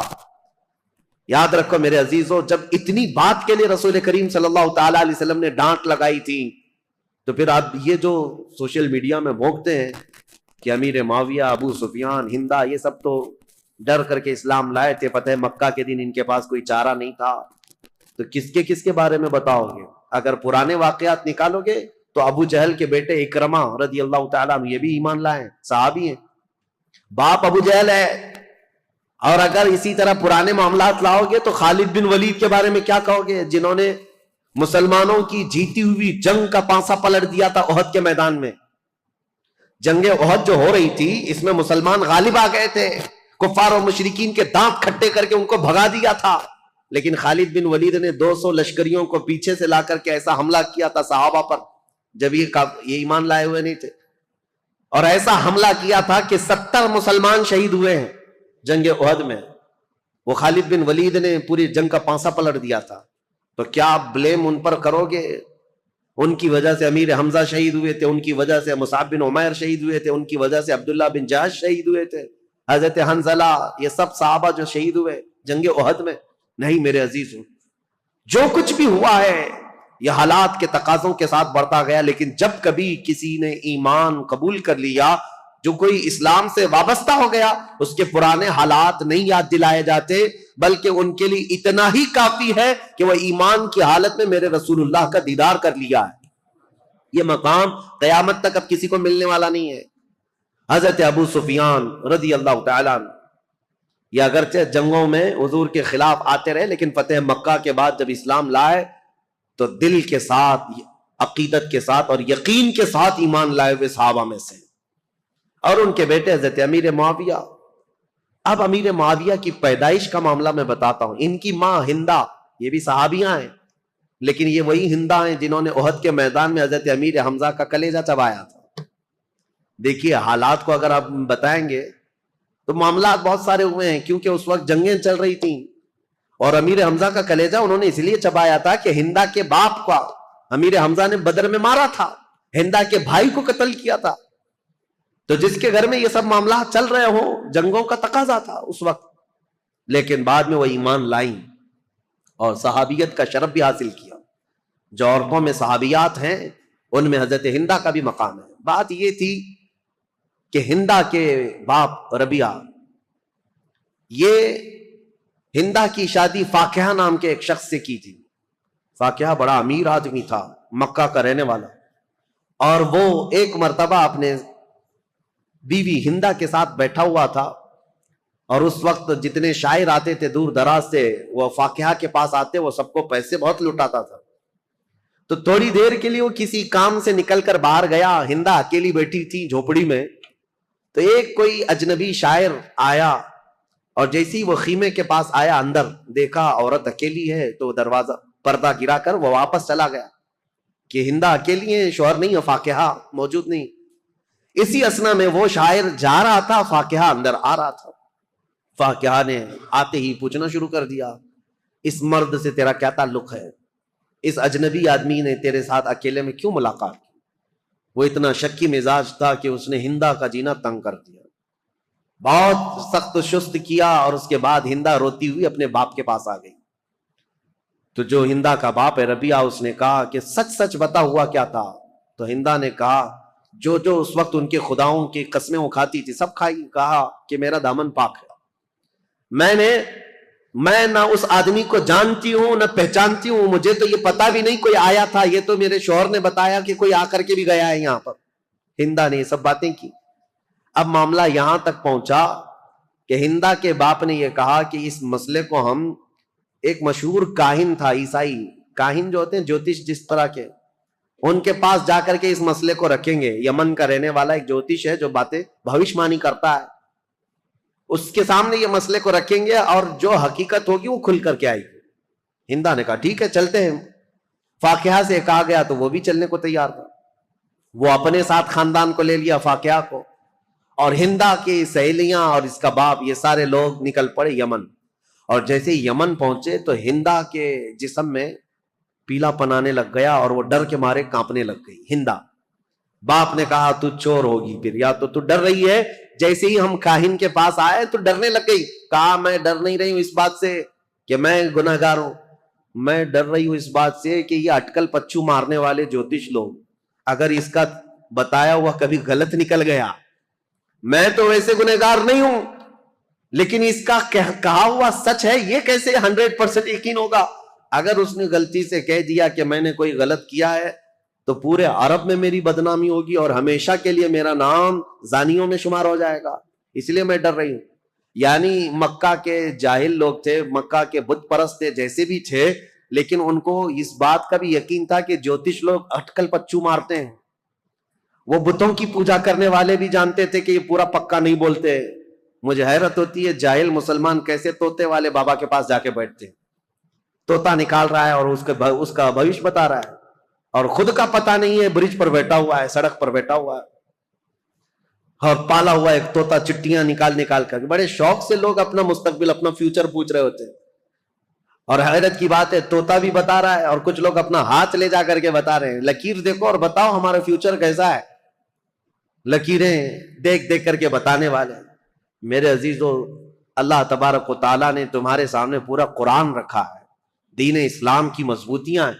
میرے آقا نے فرمایا جو کسی کاہن کے پاس اپنا ہاتھ لے کر گیا، حضور نے فرمایا فقط کفر بما انزل محمد، اس نے محمد کا انکار کر دیا. جو کچھ رسول اللہ پر اترا ہے اس کا اس نے انکار کر دیا. تمہارا یہ شیوا نہیں ہے کہ تم مسلمانوں اور جوتشوں کے پاس جاؤ اور اپنے گھر بنانے کے لیے واستو پرکار کا خیال کرتے رہو. یہ سب چیزیں جو توہمات ہیں یہ تمہارے حصے کی نہیں ہے، تمہاری نہیں ہے. بہرحال ہندا جب یہ کہتی ہے اپنے باپ سے کہ یہ اٹکل پچو مارے گا کچھ بھی، اور میرے بارے میں اگر کہہ دیا کہ یہ زنا کر چکی ہے تو میرا تو بیڑا غرق ہو جائے گا، تو اس کے باپ نے کہا میں ایسی ڈائریکٹ تھوڑی نہ جاؤں گا اس کے پاس، میں پہلے اس کا ٹیسٹ لوں گا کہ وہ صحیح ہے یا نہیں ہے. اس کے لیے ہندا کے باپ نے ایک تدبیر لی. گھوڑے کے دم کے نیچے ایک پھل کا دانہ چھپا کر کے رکھا اور اپنے پاس ایک ڈبیا رکھی اور اس میں بھی ایک چیز چھپا کر کے رکھی، اور جاتے ساتھ وہ جو کاہن تھا اس کے پاس دونوں جماعتیں گئی. اور جانے کے بعد ہندا کے باپ نے کہا جوتش صاحب، کاہن صاحب، ہم آپ کے پاس ایک مسئلہ لے کر آئے لیکن اس سے پہلے ہم آپ کو آزمانا چاہتے ہیں کہ تم کہاں تک پہنچے ہوئے ہو. ہم کچھ کر کے لائے ہوئے ہیں اپنے ساتھ، وہ کیا ہے بتاؤ. اس جوتش نے کہا کہ تم جہاں آنے سے پہلے اپنے جانور کی پونچھ کے نیچے ایک دانہ دبا کر کے آئے ہو. اس نے صحیح بات کہی. کاہن جو ہوتے ہیں جوتش، ان کو شیطان کچھ خبریں دیتا ہے. اور اس کے بعد جب اس نے صحیح بات بتائی، اس وقت کے کاہن یہ سب بتاتے تھے ستارہ دیکھ کر کے. تو ہندا کے باپ نے کہا دیکھو ہم نے جو ٹیسٹ لینا تھا وہ اس میں پکا نکلا ہے. اس کے بعد کہا اس جوتش سے کہ اب یہ بتاؤ ہم کیا مسئلہ لے کر کے یہاں پر آئے ہیں. اس میں ایک عورت کے بارے میں یہ الزام ہے کہ اس نے زنا کیا ہے اجنبی مرد سے. تو کہا عورتوں کو یہاں بٹھاؤ. کئی عورتیں تھیں، وہ سب کے پاس جاتا تھا، سونگتا تھا، کسی کے کندھے کو مارتا تھا. اس کے بعد ایک عورت کو اس طرح سے مار کے الگ کیا. جب ہندا کی باری آئی تو کندھے پر مارا اور اس کے بعد کہا کھڑی ہو جاؤ. اور جیسی ہندا کھڑی ہوئی کہا کہ یہ عورت بالکل پاک و صاف ہے، اس نے آج تک کوئی دوسرے مرد سے کوئی بدکاری نہیں کی. اے لوگو، میں تمہیں یہ بات بھی کہتا ہوں کہ یہ ہندا پاک ہے، اپنے شوہر کے بستر کوئی امانت کو اس نے بچائی ہے. اور یہ بھی میں تمہیں کہتا ہوں ان قریب اس کے گھر میں ایک بیٹا پیدا ہوگا جو پورے عرب کا بادشاہ ہوگا، اس کا نام معاویہ ہوگا. یہ کاہن نے پہلے ہی یہ خبر بھی دے دی. اب جیسی ہی ہندا کی پاکی اور برت اس نے بیان کیا تو جو شوہر تھا فاقیہ جلدی سے آ گیا، آجا میری بیگم، صاف ہے تو پاک ہے۔ ہندا نے جھٹک کر کہا ایسے شخص کے پاس تو میں آپ زندگی بھر نہیں جا سکتی، مجھے اس سے طلاق چاہیے۔ اور اس کے بعد جب جوتش نے کہا ہے کہ میرے پیٹ سے ایک بیٹا پیدا ہونے والا جو بادشاہ ہوگا، میں تو یہ چاہتی نہیں کہ ایسے شکی آدمی سے کوئی بادشاہ پیدا ہو، میں یہ چاہتی نہیں ہوں۔ تو پھر ہندا کے باپ نے طلاق کروا دی، ختم ہو گئی۔ ہندا جیسی مکہ واپس آئی تو ہندا سے حضرت ابو سفیان نے نکاح کر لیا۔ اس وقت یہ ایمان لائے ہوئے لوگ نہیں تھے، ابو سفیان نے نکاح کیا، اور ابو سفیان اور ہندا کے نکاح سے حضرت امیر معاویہ پیدا ہوا۔ امیر معاویہ بچپن سے ہی بہت ذہین تھے، حلیم الطبع، بردبار، ان کے اندر بھی برداشت کی طاقت بہت، معاملہ فہمی اور سیاست ان کے اندر بچپن سے تھی۔ لکھنے پڑھنے میں بھی شوق تھا، اسی لیے حضور صلی اللہ تعالی علیہ وسلم پر جب وحی اترتی تھی، قرآن کی آیتیں آتی تھی، تو لکھنے والے جو تھے چند صحابہ تھے، ان میں حضرت امیر معاویہ کا نام ہے، وہ کاتبین وحی میں سے ہیں۔ قرآن لکھنے کے لیے حضور نے چند صحابہ کو خدمت پر مامور کیا تھا، امیر معاویہ بھی قرآن لکھنے والوں میں تھے، کاتب قرآن ہیں، اور قرآن کو انہوں نے اپنے ہاتھوں سے لکھا ہے۔ جو سب سے پہلے نازل ہوا قرآن یہ حضرت امیر معاویہ، لیکن مسئلہ یہ ہے کہ یہ 7 ہجری میں ایمان لائے اور 11 ہجری میں حضور کی وفات ہوئی۔ 3 سال رسول پاک صلی اللہ تعالی علیہ وسلم کا زمانہ پایا، لیکن معاملہ وہ نہیں ہو سکتا جو صدیق اکبر کا تھا، معاملہ وہ نہیں ہو سکتا جو عمر فاروق کا تھا، معاملہ وہ نہیں ہو سکتا جو عثمان غنی اور حیدر کرار کا تھا، کیونکہ وہ سابقین اولین میں سے تھے، سب سے پہلے اسلام لائے، اور رسول پاک صلی اللہ تعالی علیہ وسلم کی سب سے زیادہ تربیت حاصل کرنے والے وہ صحابہ تھے۔ بہرحال حضرت امیر معاویہ جب جوان ہوئے تو آپ کو حضرت ابوبکر صدیق نے ان کے سگے بھائی کے ساتھ ملک شام بھیجا۔ ان کے سگے بھائی کا نام بھی یزید ہے، یزید بن ابو سفیان۔ ابو سفیان کے 2 بیٹے ہیں جن کا نام یہاں میں ذکر کر رہا ہوں، ایک کا نام یزید اور ایک کا نام معاویہ۔ عربوں میں یہ رواج تھا، بار بار ریپیٹڈ نام رکھتے تھے، دادا کا نام پھر پوتے کو، پوتے کا نام پھر فلاں کو۔ تو یزید بن ابی سفیان یہ بڑے بھائی تھے، حضرت ابوبکر صدیق نے ان کی مہارت کی وجہ سے ان کو ملک شام میں دمشق بھیجا تھا، اور انہوں نے اپنی مہارت سے جب حضرت خالد بن ولید نے ملک شام کو فتح کیا تھا تو یزید بن ابو سفیان وہاں کے گورنر مقرر ہوئے۔ ان کے انتقال کے بعد امیر معاویہ وہاں ساتھ گئے تھے، تو حضرت ابوبکر صدیق کے زمانے میں ہی ان کا انتقال ہوا، ان کے بڑے بھائی کا۔ تو حضرت عمر کا زمانہ جسٹ آ ہی رہا تھا، آپ نے خط لکھ کر کے بھیج دیا کہ یزید کے جو بھائی معاویہ ہیں انہی کو وہاں کا گورنر بنایا جائے۔ تو اب یہ رہی تاریخ امیر معاویہ کی۔ حضرت امیر معاویہ وہاں سے گورنر بن گئے ملک شام کے، دمشق کے۔ چلتی رہی ان کی گورنری، حضرت عمر کا زمانہ، حضرت عثمان کا زمانہ، یہ کل ملا کر 22 سال کا زمانہ ہوتا ہے۔ حضرت عمر 10 سال، حضرت عثمان 12 سال۔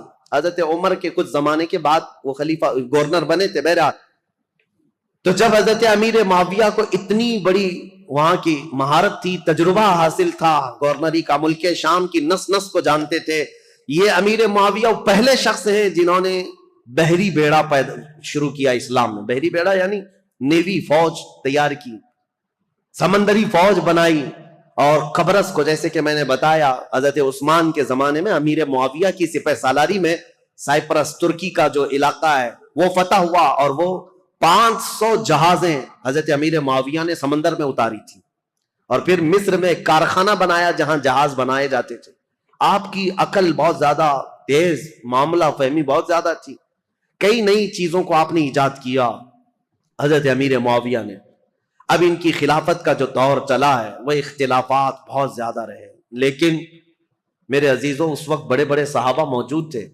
حضرت عمر کے بیٹے عبداللہ بن عمر، حضرت زبیر کے بیٹے عبداللہ بن زبیر، حضرت عبداللہ بن مسعود، حضرت عبداللہ بن زبیر، اور حضرت ابو بکر صدیق کے بیٹے عبد الرحمن، یہ بڑے صحابہ میں تھے اس وقت، وہ سب موجود تھے، اور ان سبوں نے حضرت امیر معاویہ کی خلافت پر اجماع کر لیا کہ ٹھیک ہے ہم نے تسلیم کر لیا۔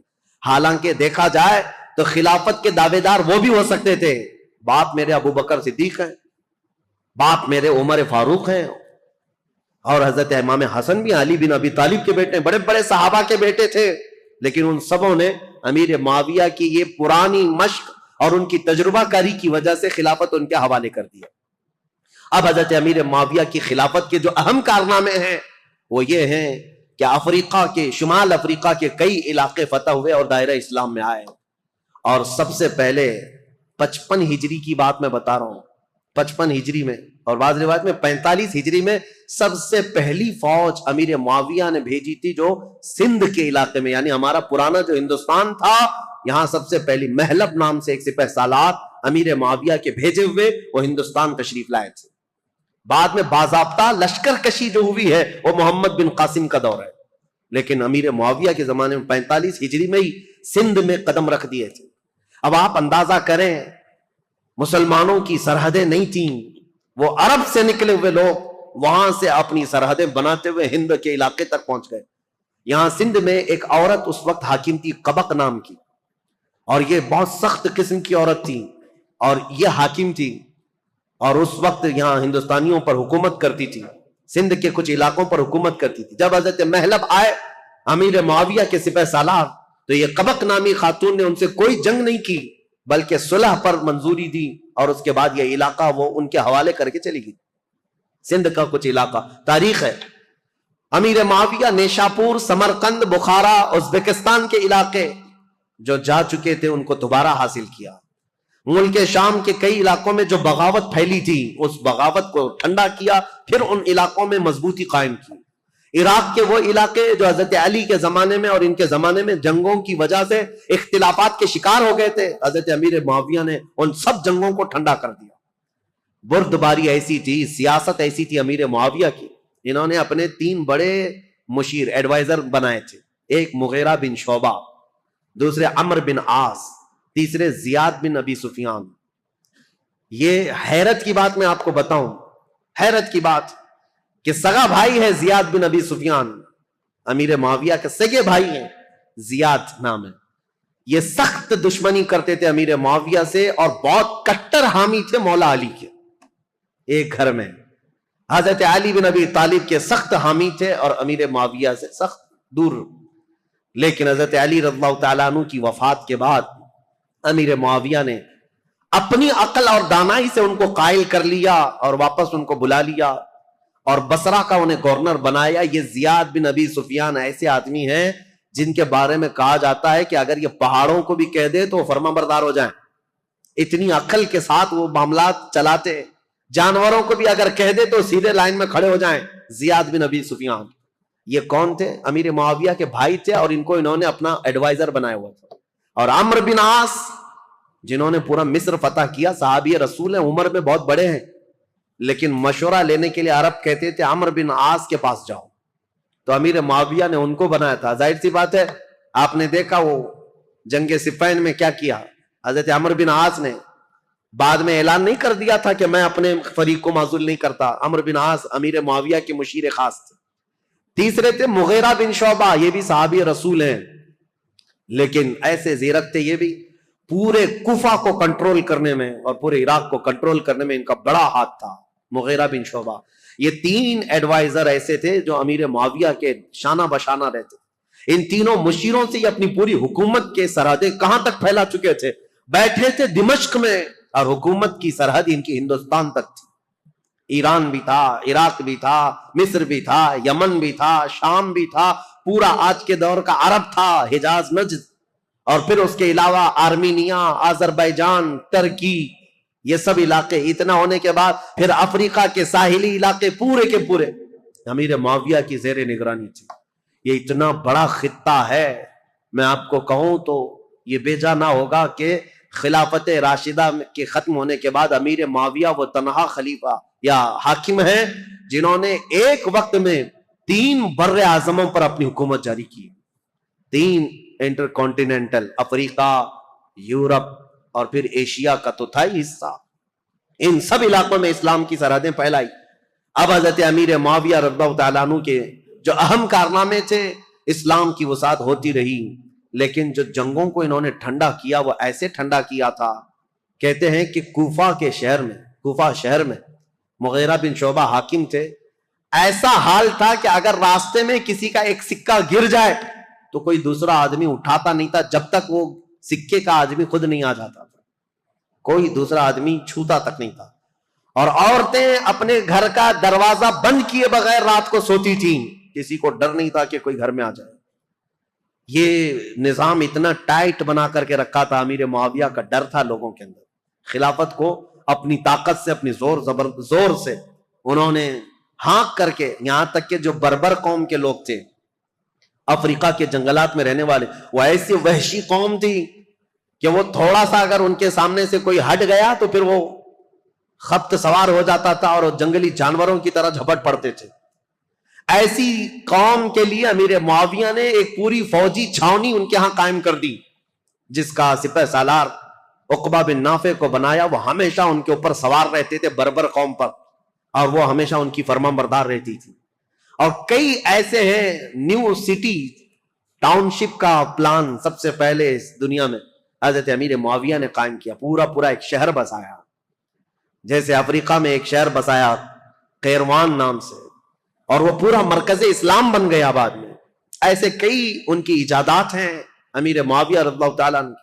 بحری بیڑے پیدا کرنا، فوج کو ترتیب کے ساتھ، الگ الگ مقدموں کے ساتھ، الگ الگ ٹکڑیوں کے ساتھ، نام کے ساتھ بنانا، اور سب سے پہلے یہ پوسٹ آفس کا جو سسٹم ہوتا ہے، ڈاک کا، یہ امیر معاویہ کے زمانے میں قائم ہوا، جس کا نام انہوں نے برید رکھا، کہ سرکاری خط بہت جلد ادھر سے ادھر جا سکیں، اس کے لیے انہوں نے منزلیں رکھی۔ ایک گھوڑا یہاں سے وہاں تک جائے گا، دوسرا گھوڑا وہاں سے وہاں تک جائے گا، لیٹر پہنچانے کے لیے سب سے تیز کام ہو امیر معاویہ کے زمانے میں ہو۔ خط و کتابت بہت تیزی سے جاتی تھی اور خبریں بہت تیز پھیلتی تھی، اور امیر معاویہ رضی اللہ تعالیٰ عنہ نے لوگوں کو ایک چاند پر جمع کیا۔ یہ سارے ان کے اولیات میں سے، ان کے خصائل ہیں، ان کے بہت ساری چیزیں ہیں۔ لیکن اب آؤ، امن ایسا قائم کیا، 20 سال میں مسلمانوں کی جنگیں نہیں۔ ظاہر سی بات ہے میرے عزیزوں، امیر معاویہ کا ایک جملہ میں آپ کو سناتا ہوں، یہ ضروری ہے۔ امیر معاویہ رضی اللہ تعالیٰ عنہ کے پاس ایک جملہ میں آپ کو سناتا ہوں۔ ان کا جو مشیر خاص ہے زیاد بن ابی سفیان، وہ بصرہ میں تھے، اس نے ایک شخص کے ساتھ کچھ معاملہ کیا تھا، اور وہ شخص شکایت لے کر کے سیدھے امیر معاویہ کے پاس آئے۔ امیر معاویہ نے دسترخوان بچھایا، کھانا کھلایا، اور اس کے ساتھ اچھا معاملہ کیا۔ یہ بات زیاد بن ابی سفیان کو پتہ چلی کہ یہ تو خلیفہ اسلام کے پاس چلا گیا تھا، تو وہ آیا اور حضرت امیر معاویہ کے پاس کہا ایسے تو معاملات خراب ہو جائیں گے، میں نے اس کے ساتھ باز پرس کی ہے اور آپ یہاں پر اس کے ساتھ نرمی کر رہے ہیں، حمایت کر رہے ہیں۔ اب حضرت امیر معاویہ نے کہا تھا ایک بات یاد رکھو، ترازو کے دونوں پلے ایک طرح نہ رہنے چاہیے، بلکہ میں نرمی کرتا رہوں اور تو سختی کرتا رہے، اسی سے جماعت میں انتشار سے محفوظ رہے گی۔ اور ان کو سختی کرنے کا حکم تھا، حضرت امیر معاویہ گلے لگاتے تھے، ان کی سیاست تھی۔ اور پھر یہ فرماتے تھے، ان کا یہ جملہ کہ جہاں میرا کوڑا کام کر جاتا ہے میں وہاں تلوار نہیں اٹھاتا، اور جہاں زبان کام کرتی ہے وہاں کوڑا نہیں اٹھاتا، اور جہاں یہ سب کام نہیں کرتے ان کی گردنوں پر تلوار رکھ دیتا ہوں۔ یہ امیر معاویہ کی سیاسیات میں سے تھے۔ حتیٰ کہ اب میں ان معاملات کو رکھ دیتا ہوں چونکہ یہ ضروری ہے، جو افواہ پھیلانے والے، دیکھیں میں اتنی دیر تک تقریر کیا اور حضرت امیر معاویہ پر اتنی دیر بولنا، یہ بہت احتیاط کے ساتھ بولنے کی ضرورت ہوتی ہے، کیونکہ جنگوں کا دور، اختلافات کا دور، ہاں ہوئے ہیں معاملات۔ جو نااہل تھے وہ حضرت علی کو گالیاں دیتے تھے ممبر پر بیٹھ کر کے، سب وہ شتم کرتے تھے۔ خود میں نے بتایا مروان بن حکم جو مدینے کا گورنر تھا، وہ حضرت علی کی شان میں برا بھلا کہتا تھا۔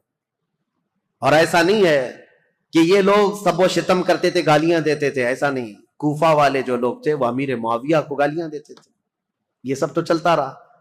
ایک صحابی حجر بن عدی جو حضرت علی کے کٹر حامی تھے، ان کا قتل ہو گیا اسی بات پر۔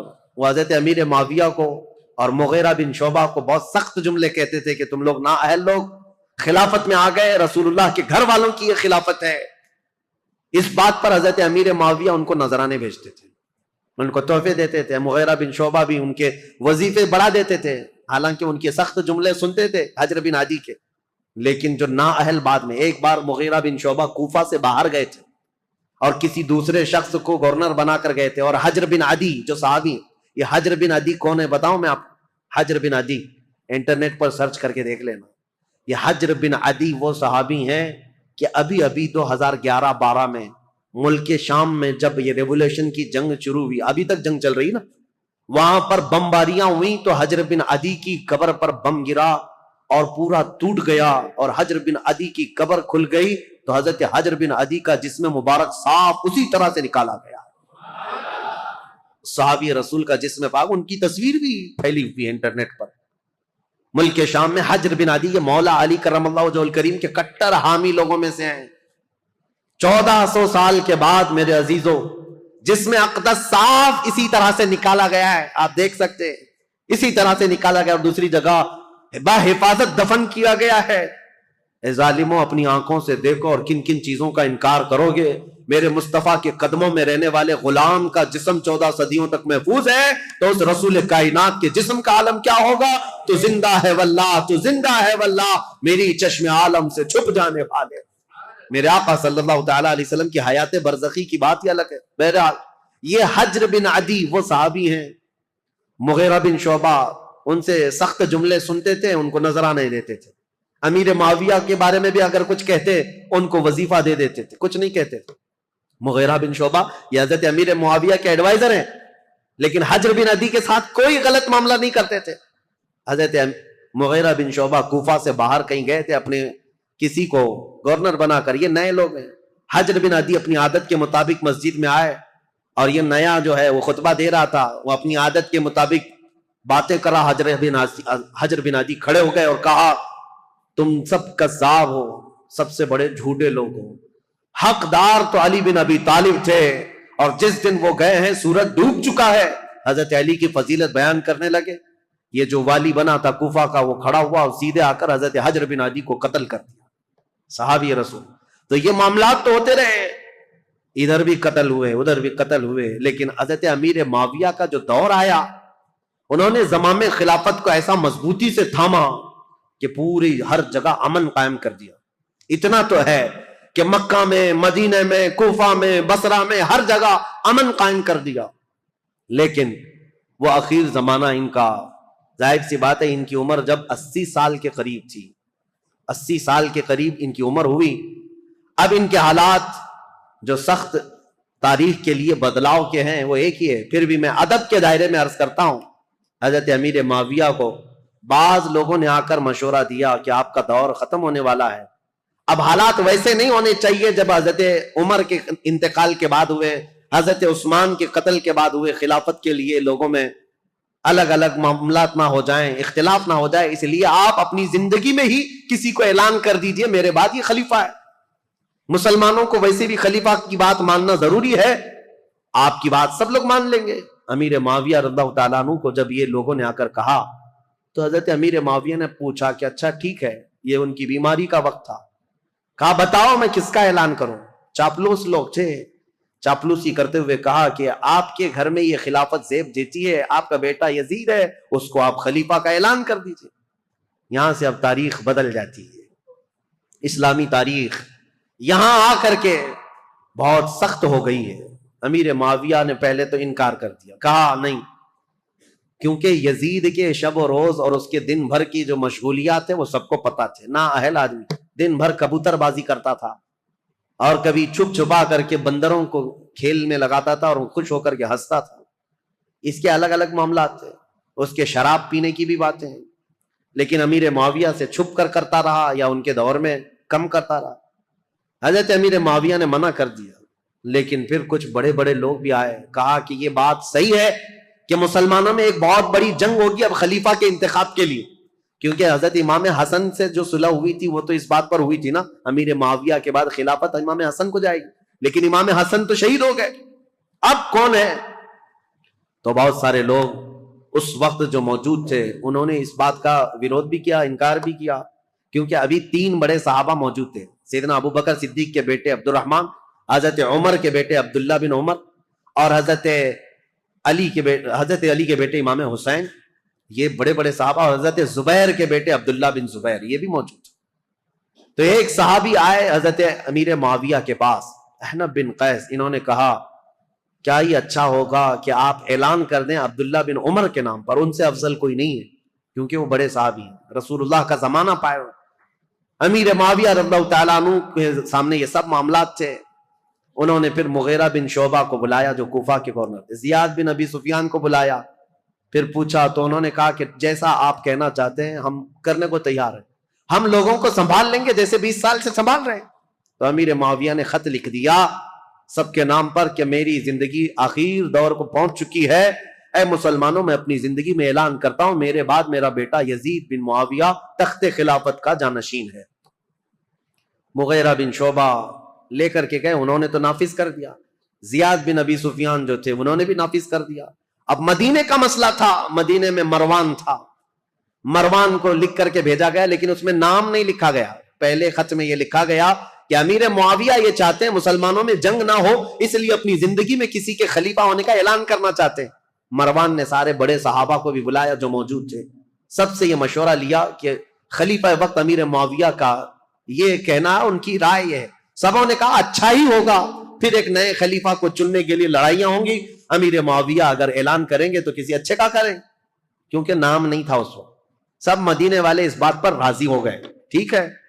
اس کے بعد امیر معاویہ کو جب یہ خبر پہنچی کہ سب معاملہ ٹھیک ہے، راضی ہیں، تو دوسرے خط میں انہوں نے بھیجا کہ ہاں میں اعلان کرتا ہوں کہ میرا بیٹا یزید تخت خلافت کا جانشین ہوگا۔ یہ خط جیسی آیا، مروان نے اب جن لوگوں کو بلایا اس میں بہت سارے لوگ تھے، تابعین اور صحابہ، اس نے کہا امیر معاویہ نے اپنے بیٹے کے خلافت کا اعلان کیا ہے۔ سب سے پہلے اب مروان نے جو بات کہی یہ کہی تھی، رسول اللہ صلی اللہ تعالیٰ علیہ وسلم کی سنت پر اور ابو بکر اور عمر رضی اللہ تعالیٰ عنہ کی سنت پر امیر معاویہ اپنے بیٹے کو خلیفہ کا اعلان کر رہے ہیں۔ تو حضرت عبد الرحمن کھڑے ہو گئے، عبد الرحمن بن ابو بکر، کہا جھوٹ بول رہے ہو، یہ کہو رسول اللہ کی سنت اور ابو بکر عمر کی سنت نہیں، عیسائی بادشاہ ہرقل اور عظیم الروم کی سنت پر کہ ان کے ہاں ایک بادشاہ مرتا ہے تو بیٹا خلیفہ بنتا ہے۔ اسلام میں ایسا نہیں، تم جھوٹ بول رہے ہو۔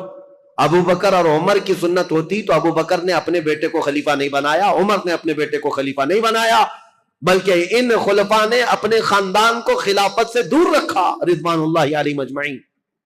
حضرت عبد الرحمن بن ابو بکر کھڑے ہو گئے، پھر حضرت عبداللہ بن عمر اور عبداللہ بن زبیر، یہ دو بڑے صحابہ تھے، ان سے پوچھا گیا تو انہوں نے کہا ہم نے یہ سوچا تھا کہ امیر معاویہ اس معاملے میں اچھا کریں گے، خیر خواہی کا ان کے ساتھ ہمارا معاملہ تھا، لیکن ہم ان کی خلافت کو صرف اس لیے تسلیم کیے ہوئے تھے 20 سال سے امیر معاویہ کی کہ ہم جنگیں دیکھ چکے تھے، مسلمانوں کا خون نہ بہے، ورنہ امیر معاویہ سے افضل صحابہ بھی موجود تھے خلافت کے وقت، لیکن ہم نے ان کو تسلیم کیا۔ تو اس کا مطلب یہ نہیں ہے کہ اب امیر معاویہ کے خاندان میں بھی یہ چلتا رہ جائے صحابہ میں سے۔ اب آئی بات امام حسین کی۔ امام حسین رضی اللہ تعالیٰ عنہ اس وقت مدینے میں موجود تھے، آپ کے پاس یہ بات آئی تو آپ نے بھی اس کا رد کر دیا۔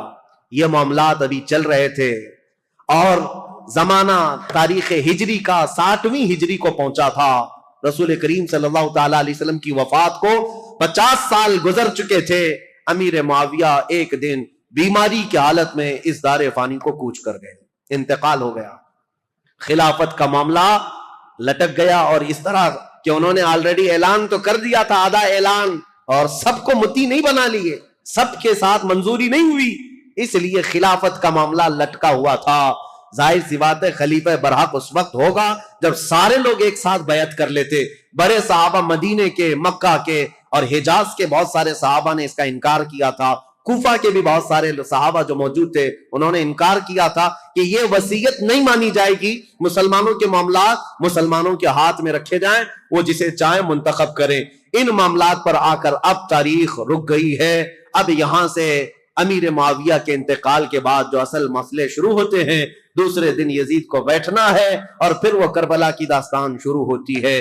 انشاءاللہ العزیز ہمارے پاس 2 دن باقی ہیں، کل کی شب 10ویں شب ہے، اور اس کے بعد سنیچر کے دن دوپہر میں سے پہلے شہادت کے امام حسین کے واقعات، کربلا تک کے معاملات آپ کے سامنے رکھے جائیں گے انشاءاللہ۔ میں نے تاریخ اسلام کو حضور اکرم صلی اللہ تعالی علیہ وسلم کی بعثت سے پہلے سے لے کر عرب کے حالات، دنیا کے حالات سے لے کر یہاں تک بیان کیا۔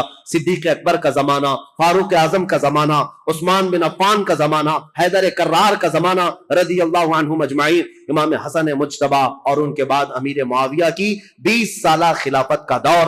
اس کے بعد جو حالات حالات آئے وہ مسلمانوں کے لیے بڑے گمبھیر حالات ہیں. پھر ہمارے درمیان انتشار ہوا, افتراق ہوا, جماعتیں بنی, ٹکڑیاں بنی اور فرقے بنے, اور اتنے بنے کہ اس کا دروازہ آج تک نہیں بند ہوا, اور اس وقت تک بند نہیں ہوگا جب تک کہ میرے آقا صلی اللہ تعالی علیہ وسلم کے فرمان کے مطابق 4 خلفائے راشدین کے زمانے کے بعد, وہ عدل, مساوات, امن کے دور کے بعد, قیامت کے قریب ایک اور بار پوری دنیا میں عدل قائم ہوگا, امن قائم ہوگا. وہ دور ہوگا امام مہدی علیہ السلام, امام مہدی رضی اللہ تعالیٰ عنہ کا. اس امام برحق کے آنے تک یہ افتراق, یہ انتشار, یہ فرقے, یہ جماعتیں, یہ ٹکڑیاں, یہ اختلافات یہ چلتے رہیں گے. لیکن مسلمانوں, آپ سے میری یہ گزارش ہے, اس پوری تاریخ کی سچائیوں کو رکھو اور اس کے بعد اپنی زبانیں اور اپنی عقلیں سنبھال کر بات کرنا کہ تم جن کے بارے میں بات کرنے جا رہے ہو وہ رسول اللہ کے صحابہ ہیں. قیامت تک جو سب سے اچھے لوگ پیدا ہونے والے تھے ان سب کو چن کر کے اللہ نے رسول کا صحابی بنایا. رسول اللہ کے جو صحابہ ہیں, میرے آقا نے خود فرمایا, میرا ایک صحابی جو کے دانے کے برابر خیرات کرے اور امت پوری مل کر کے احد پہاڑ کے برابر سونا خیرات کرے, تب بھی میری صحابی کی خیرات کے برابر نہیں ہو سکتے. وہ صحابہ کے مقام کو نہیں پہنچ سکتے. اس لیے خبردار, یہ محرم کے مجالس میں بعض لوگ یہ فتنہ انگیزیاں شروع کر چکے ہیں. ابھی کل ہی کی بات ہے, ایک صاحب مجھ سے ٹرول کرتے ہوئے سوال کر رہے تھے, اعتراض کر رہے تھے. اگر وہ میری آج کی بھی بات سنتے ہو تو ان کے لیے جواب یہ ہے, وہ یہ کہتے ہیں آپ تو بلاتے ہیں امام حسین کے نام پر, اور یہ محرم کے بیانات ہوتے امام حسین کے نام پر, اور آپ تو صحابہ کی باتیں کرنے لگ گئے یا خلفائے راشدین کی باتیں کر رہے ہیں. اگر اس صاحب کو ایسا لگتا ہے تو میں ان کے لیے جواب دیتا ہوں, تمہیں ابھی تک حقیقت پتا نہیں رسول اللہ صلی اللہ تعالی علیہ وسلم کے ان صحابہ کی. ہم ان صحابہ کرام کی فضیلت ہر دور میں بیان کرتے ہیں, بلکہ مولا حسین کو تم نے یہ خاص کر رکھا ہے کہ محرم کے لیے ہے. مولا حسین محرم کے لیے نہیں, ہر دن کے لیے ہے اور ہر رات کے لیے ہے. ہم کربلا والے سنی حضرات امام حسین کو محرم کے لیے خاص کر نہیں رکھے ہیں, بلکہ ہمارا تو یہ عزم ہے ہمارے بچے جوان ہوں تو حسین ابن علی کی شہادت کے بیان کے بعد جوان مردی اور بہادری کے ساتھ کھڑے ہو سکے. ہم کہانیاں نہیں بیان کرتے. ایک بات یاد رکھو, بچپن میں جب سے میں بولنے لگا ہوں, ابھی تو یہ زمانہ بہت ہو گیا, میری عمر 13 سال کی تھی جب سے میں تقریر کر رہا ہوں. میری عمر 14 سال کی عمر سے محرم کے بیانات میں کر رہا ہوں. میری تو ابھی داڑھی بھی نہیں تھی, مونچھیں بھی نہیں تھی. اس وقت سے کربلا کی داستانیں ہر طرح سے بیان کیا, لیکن میں نے ایک بات کا عزم کر لیا, کربلا کی داستان رونے دھونے اور ماتم کرنے اور پیٹنے کے لیے نہیں ہے, بلکہ حسین کی شہادت ہم اس لیے سناتے ہیں کہ بجھے ہوئے دل ہو, 80 سال کا بوڑھا ہو تو 25 سال کا جوان بن جائے اس کے اندر سے.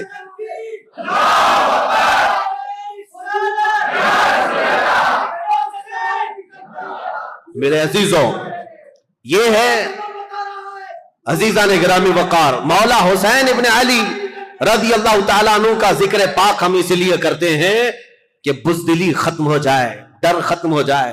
میرے 2 منٹ کی اس گفتگو میں لوگوں کو جوانی آ سکتی ہے, تو حسین ابن علی کا پورا تذکرہ اگر پڑھ لو تو کیا جوانی نہیں آئے؟ میرے عزیزوں, حقیقت یہی ہے کہ ہم نے کربلا کی داستانیں سنی ہیں تو رونا دھونا تو اپنی جگہ پر, غم ہے ہمیں حسین کا, اور یہ غم ہماری موت تک ختم نہیں ہو سکتا. لیکن غم کا مطلب یہ نہیں ہے کہ ہم دنیا کو یہ دکھائیں کہ ہم صرف رونے والی قوم ہیں. ہاں, حسین ابن علی رضی اللہ تعالیٰ عنہ کے شہادت کا غم ہے تو دنیا کو ہم یہ بھی بتائیں کہ اس حسین نے ہمیں جواں مردی, استقلال اور استقامت بھی سکھایا ہے, کہ ہمیشہ اپنی طرف نظر کرتے ہوئے یہ مت دیکھنا کہ میری جماعت میں 22 لوگ ہیں, 70 لوگ ہیں, 80 لوگ ہیں, بلکہ حسین کا یہ پیغام ہے, کوانٹیٹی نہیں دیکھی جائے گی, کوالٹی دیکھی جائے گی. چاہے 22,000 کی تعداد ہو کہ 22 لاکھ کی تعداد ہو. اسی لیے آج میں اکثر یہ جملہ کہتا ہوں جب لوگ ہم سے یہ کہتے ہیں مولانا آپ جس ملک میں رہ رہے ہیں ہم مائنورٹی میں ہیں, حالات اچھے نہیں ہیں, ہم ان سے یہی کہتے ہیں میرے یہاں آج کی مائنورٹی دیکھ رہے ہو آپ 30 کروڑ کی تعداد میں ہو کر کے بھی ابھی بھی کہتے ہو ہم مائنورٹی میں ہیں. دنیا کی سب سے بڑی مائنورٹی میں تو حسین تھے جو کربلا کے میدان میں اترے. انہوں نے کبھی یہ جملہ نہیں کہا کہ ہم تعداد میں کم ہیں, بلکہ اپنے ہر بیٹے کو میدان میں اتارا, 6 مہینے کے بچے کو بھی لے کر کے آ گئے اور مولا رب العالمین کی بارگاہ میں اس کی شہادت پر یہ نہیں کہا میں مظلوم مارا گیا، میرا بیٹا مارا گیا، بلکہ رب العالمین کی بارگاہ میں اس حسین نے یہ عرض کیا تھا پورے مسلمانوں کو پیغام دیتے ہوئے، اے اللہ دین اسلام پر آنے والی مصیبتوں پر میرے 6 ماہ کے بچے کی قربانی بھی قبول فرما رب العالمین کی بارگاہ میں۔